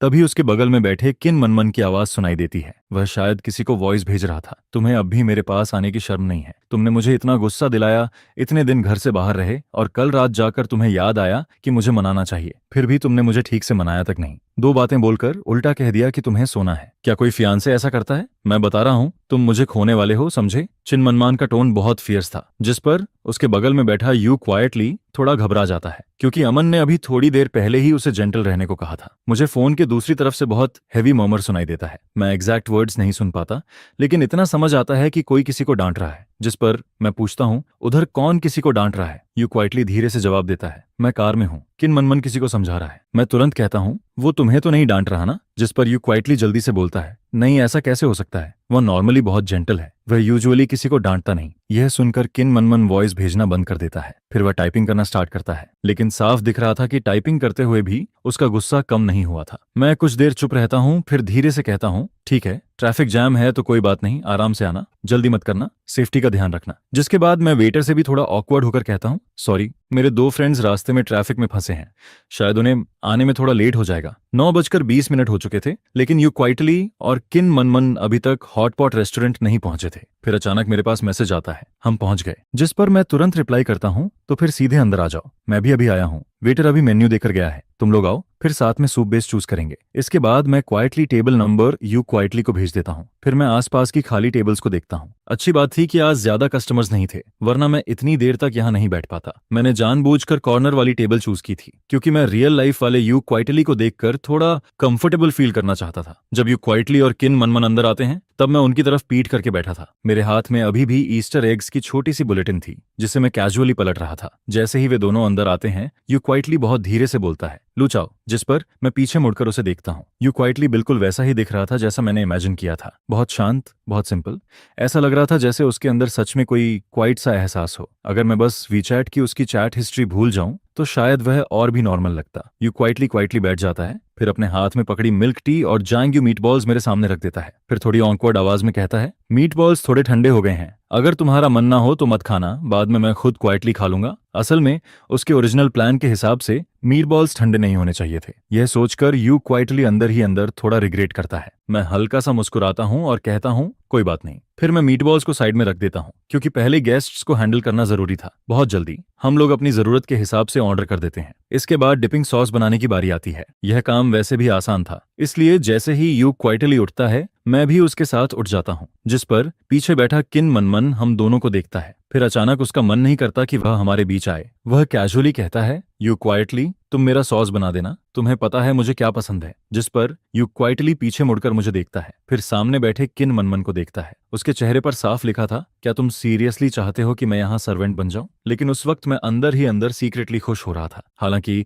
मेरे चेहरे पर कुछ नहीं दिख रहा था। यू क्वाइटली एक गहरी सांस लेता है, फिर सॉस टेबल के नीचे से 3 छोटे बॉल्स निकालता है। छोटे इंग्रेडिएंट्स रखने में आसानी हो, इसलिए वह अपने हाथ के 2 बॉल्स मुझे पकड़ा देता है। फिर कहता है, कोई भी काम हो लूचाओ, तुम हेल्प कर दो। मैं बॉल्स लेते हुए उसकी तरफ देखता हूँ, फिर हल्का सा हंसकर कहता हूँ, तुम तो हस्बैंड बोलने में बड़े स्मूथली थे, अब अचानक से नाम क्यों लेने लगे? यह सुनकर यू क्वाइटली के चेहरे पर सिर्फ 1 सेकंड के लिए अजीब सा एक्सप्रेशन आता है, लेकिन फिर वह तुरंत नॉर्मल हो जाता है। फिर बिना एक्सप्रेशन बदले कहता है, क्योंकि वह सब मेरा सेकंड पर्सनालिटी बोल रहा था। सेकंड पर्सनालिटी ने जो भी मैसेज भेजे, उनका मुझसे कोई रिलेशन नहीं है। मैं उसकी तरफ देखकर हंस देता हूँ। अगर ऐसा है तो फिर तुम ये भी बोल सकते हो कि तुम्हारा फोन खुद अपने आप मैसेज भेज रहा था, लेकिन अगर तुम्हें लगता है कि तुम्हारा ये रीजन वैलिड है तो ठीक है। यह सुनकर यू क्वाइटली पूरी तरह हेल्पलेस दिखने लगता है। फिर मैं उसे देखकर कहता हूँ, अब तुम थोड़े बोल्ड हो गए हो। जिस पर यू क्वाइटली तुरंत सेंसिटिव हो जाता है, लेकिन वह कुछ नहीं बोलता। इसी दौरान जब हम दोनों सॉस मिक्स कर रहे होते हैं, तभी हमारे ऑर्डर्ड डिशेस भी टेबल पर आ जाती हैं। अचानक यू क्वाइटली अपना सिर पकड़ लेता है, ओह,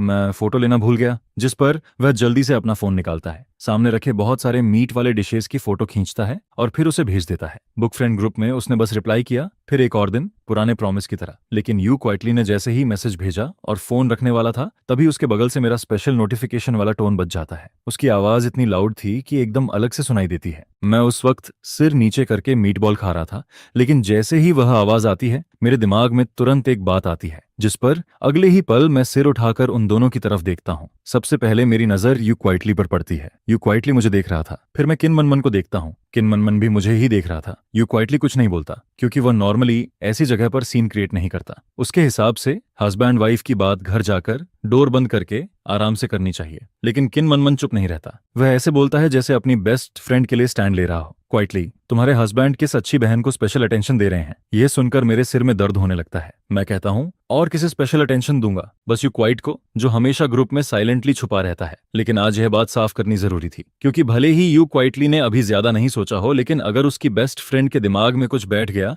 तो धीरे धीरे वही बात यू क्वाइटली के दिमाग में भी आ जाएगी। क्वाइटली, मेरी बात सुनो, मैं एक्सप्लेन करता हूँ। जिस पर यू क्वाइटली चुपचाप मेरे बाउल में एक पीस मीट रख देता है। फिर धीरे से कहता है, पहले खाना खाओ। उसका चेहरा थोड़ा रेड हो रहा था। शायद उसे लग रहा था कि अभी एक्सप्लेन करने का कोई फायदा नहीं है। अगर कुछ नहीं है तो वैसे भी बाद में बात हो जाएगी, और अगर कुछ नहीं है तो हॉट पॉट का मूड खराब करने का भी कोई मतलब नहीं था। मैं फिर कुछ बोलना चाहता हूँ, लेकिन जब मैं यू क्वाइटली को देखता हूँ तो कुछ नहीं कह पाता, क्योंकि इस वक्त हॉट पॉट बस हॉट पॉट होना चाहिए। जिस पर मैं क्वाइटली यू क्वाइटली के बाउल में खाना डालना शुरू कर देता हूँ, और जब मैं देखता हूँ कि यू क्वाइटली की तरफ से कोई रिएक्शन नहीं आता तो मैं और भी ओपनली उसके बाउल में खाना डालने लगता हूँ। और अब सबसे ज्यादा रिग्रेट मुझे यही हो रहा था कि यू क्वाइटली के सामने फोन को पहले ही साइलेंट कर देना चाहिए था। यू क्वाइटली खुद अपने लिए कुछ भी नहीं ले रहा था। मैं पॉट में से सारा मीट निकालकर उसके बाउल में डाल देता हूँ और लगभग खुद कुछ नहीं खाता। खाना खत्म होने के बाद मैं उठकर बिल देने चला जाता हूँ। मुझे नहीं पता था कितना अमाउंट आया था, लेकिन उसी वक्त यू क्वाइटली ने वीचैट पर सीधे मुझे 500 भेज दिए। जब मैं वापस आता हूँ तब तक दोनों लड़कियां भी अपनी चीजें समेट चुकी होती हैं, क्योंकि यहाँ हम किन मनमन की कार से आए थे। चिन मनमान को पहले से पता था कि यू क्वाइटली मेरे साथ घर जाएगा। जिस पर अलग होने से पहले किन मनमन यू क्वाइटली के कंधे पर हाथ मारता है और कहता है, अगर कुछ भी गलत लगे तो मुझे कॉल कर देना, मैं आकर तुम्हें ले जाऊंगा। यू क्वाइटली सिर हिला देता है। उसे पता था कि किन मनमन किस बात की तरफ इशारा कर रहा है, क्योंकि मेरे और उसके बीच अभी भी एक बात बाकी थी। लेकिन यू क्वाइटली खुद पूछना नहीं चाहता था। अगर मैं खुद से एक्सप्लेन नहीं करता तो वह भी ऐसे ही कुछ नहीं पूछता। असल में यू क्वाइटली कब से उस बात का प्रूफ लेकर बैठा था, ये शायद डिवोर्स वाले दिन तक चलता। लेकिन यू क्वाइटली चाहता था कि मैं खुद एक्सप्लेन करूं, क्योंकि उसने ऑलरेडी डिसाइड कर लिया था कि वह मेरे साथ आखिर तक जाएगा, और उसने ये भी डिसाइड कर लिया था कि वह मुझे पसंद करने की कोशिश करेगा। बस मुझे एक सही रीजन देना था। अगर मैं उसे एक रीजनेबल एक्सप्लेनेशन दे दूं तो वह खुद को समझा लेता। जिस पर रास्ते भर यू क्वाइटली चुप रहता है। वह फोन नहीं देखता और खुद से कोई बात भी स्टार्ट नहीं करता। घर पहुंचने के बाद यू क्वाइटली शायद गुस्से में थोड़ा तेज चलने लगता है, जिस पर मैं तुरंत आगे बढ़कर उसका हाथ पकड़ लेता हूँ। मुझे थोड़ा टाइम दो, मैं एक्सप्लेन करता हूँ। उस वक्त यू क्वाइटली के दिल में एक अजीब सा ऑकवर्ड फीलिंग था। असल में वह अभी भी गुस्सा था। हॉट पॉट रेस्टोरेंट में चुप रहने का मतलब ये नहीं था कि बात खत्म हो गई।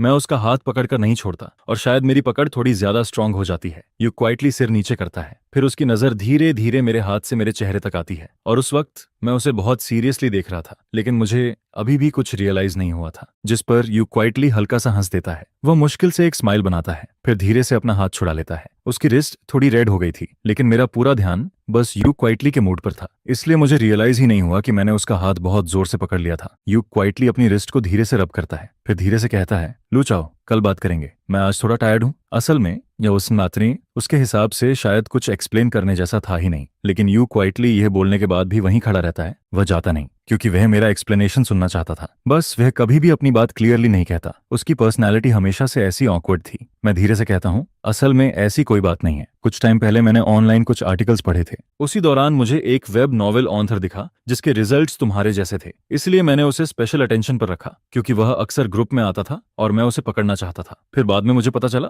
मैं प्रॉमिस करता हूँ, उससे मेरी कभी प्राइवेट बात नहीं हुई, पेंगुइन पर भी नहीं। ग्रुप में इतने लोग थे कि शायद वह मुझे पहचानता तक नहीं होगा। मैं उसे शॉर्ट में पूरी सच्चाई बता देता हूँ। यू क्वाइटली ध्यान से मेरी बात सुनता है, लेकिन जैसे ही मैं बोलना खत्म करता हूँ उसके दिल में अचानक गिल्ट आने लगता है, क्योंकि रिसेंटली वह खुद भी ग्रुप में बहुत टाइम वेस्ट कर रहा था। फिर वह धीरे से पूछता है, वो ऑथर लड़का था? अब वह गुस्सा नहीं था, क्योंकि उसे लग रहा था कि ऑथर कोई लड़का होगा। आखिर लू चाओ ऐसा इंसान नहीं था जो जानबूझकर किसी फीमेल ऑथर के पीछे जाए। जिस पर मैं सिर हिलाता हूँ, मुझे नहीं पता, हमने कभी बात नहीं की। तो ऑथर लड़की भी हो सकती है। बुक लिखने का जेंडर से कोई लेना देना नहीं होता है, ये बात सही है, लेकिन यू क्वाइटली चुपचाप यही सोचती है कि मैं कितना स्टूपिड हूँ। जिस पर इस टाइम तुम्हें बात को फ्लो के साथ आगे बढ़ाना चाहिए और कहना चाहिए कि वो एक मेल ऑथर है, क्योंकि अगर जिस पर्सन पर तुम ध्यान दे रहे हो वो एक फीमेल ऑथर निकलती तो यू क्वाइटली को समझ ही नहीं आता कि क्या करना है, जिस पर वो थोड़ी देर के लिए रुकती है, अपनी बैग सीधी करती है और ऐसे एक्ट करती है जैसे उसे किसी चीज से फर्क नहीं पड़ता है। फिर वो कहती है, असल में तुम्हें मुझे जानबूझकर एक्सप्लेन करने की जरूरत नहीं है, मुझे बिल्कुल भी फर्क नहीं पड़ता है, बस सीधा बोल दो। ये कहकर यू क्वाइटली मुड़ती है और वहां से चली जाती है, जिस पर मैं उससे कहता हूँ, अगर तुम नाराज नहीं हो तो अपने रूम में जाकर सो जाओ, आज रात भी जेट लैग कंटिन्यू होने वाला है, इसलिए तुम्हें जल्दी सोना चाहिए।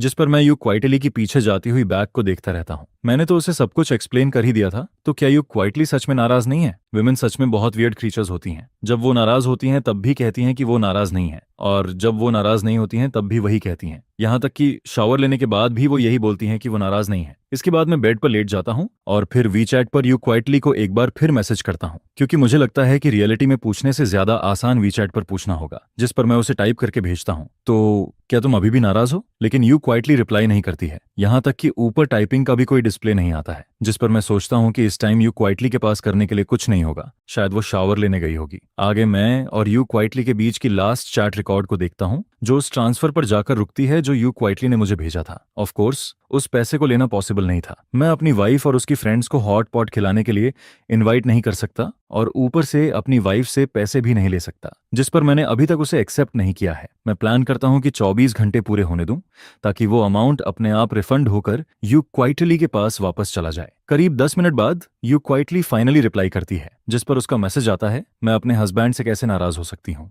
मॉम भी जानती है कि मुझे सबसे ज्यादा अगर कोई पसंद है तो वो मेरे हस्बैंड है। यह सुनकर मेरा मुंह थोड़ा खुला का खुला रह जाता है। मुझे बिल्कुल भी उम्मीद नहीं थी कि यू क्वाइटली ऐसा रिप्लाई करेगी, लेकिन इसके साथ ही मेरे दिल को थोड़ी राहत भी मिलती है, क्योंकि अगर यू क्वाइटली ऐसा बिहेव कर रही है तो शायद इसका मतलब है कि वो सच में नाराज नहीं है। और फिर उसके तुरंत बाद यू क्वाइटली मुझे एक और मैसेज भेजती है। वो लिखती है, मैं अभी रेड एनवेलप रिसीव करने वाली हूँ, जिस पर मैं वो मैसेज देखते ही थोड़ी देर के लिए रुक जाता हूँ। फिर चुपचाप वीचैट का इंटरफेस काट देता हूँ और डेट बनने का प्लान करता हूँ। इसके बाद मैं यू क्वाइटली की बुक पर चला जाता हूँ, क्योंकि काफी टाइम से मैंने उसे देखा ही नहीं था। आज नोटिफिकेशन रिंगटोन ने तो मेरी जान ही ले ली थी। ग्रुप में बहुत सारी मैसेजेस आई हुई थी, जिस पर मैं सीधे होम पेज से ग्रुप ओनर यू क्वाइटली की लेटेस्ट 2 चैट रिकॉर्ड्स देखने लगता हूँ। उनका टाइम वही था जब हम लोग हॉट पॉट खा रहे थे। वहां एक फोटो थी और उसके नीचे एक सेंटेंस लिखा हुआ था, आज फिर मेरे हस्बैंड के साथ डेट पर जाने वाला एक और दिन है। जिस पर मैं नीचे की बाकी चैट को रफली पढ़ता हूँ। ज्यादातर लोग यही बोल रहे थे कि जो यू क्वाइटली फिर से अपने हस्बैंड के साथ चली गई है, और कुछ लोग लेट नाइट पॉइजनिंग के लिए प्रोटेस्ट भी कर रहे थे। हालांकि यू जिंगशियन कई बार बोल चुकी है कि वो शादीशुदा है, लेकिन ग्रुप में हमेशा नए लोग आते रहते हैं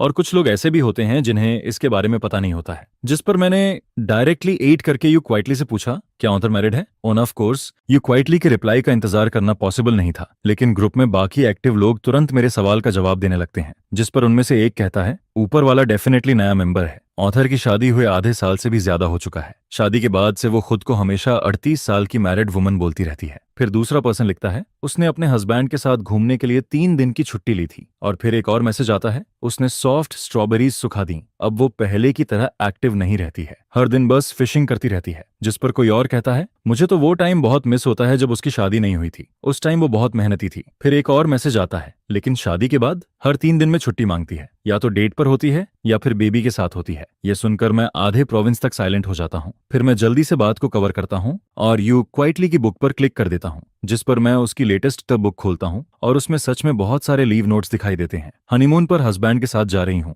हस्बैंड के साथ डेट पर जा रही हूँ, इसलिए 2.5 महीने की छुट्टी, फैमिली ऑफ 3 को बाहर घुमाने ले जा रही हूँ, इसलिए 2 दिन की छुट्टी, आधा दिन की छुट्टी। ये सब देखकर मैं थोड़ा कंफ्यूज्ड हो जाता हूँ, जिस पर मेरे दिमाग में बस एक ही सवाल आता है, क्या यू क्वाइटली का सच में यू के साथ एक बच्चा भी है?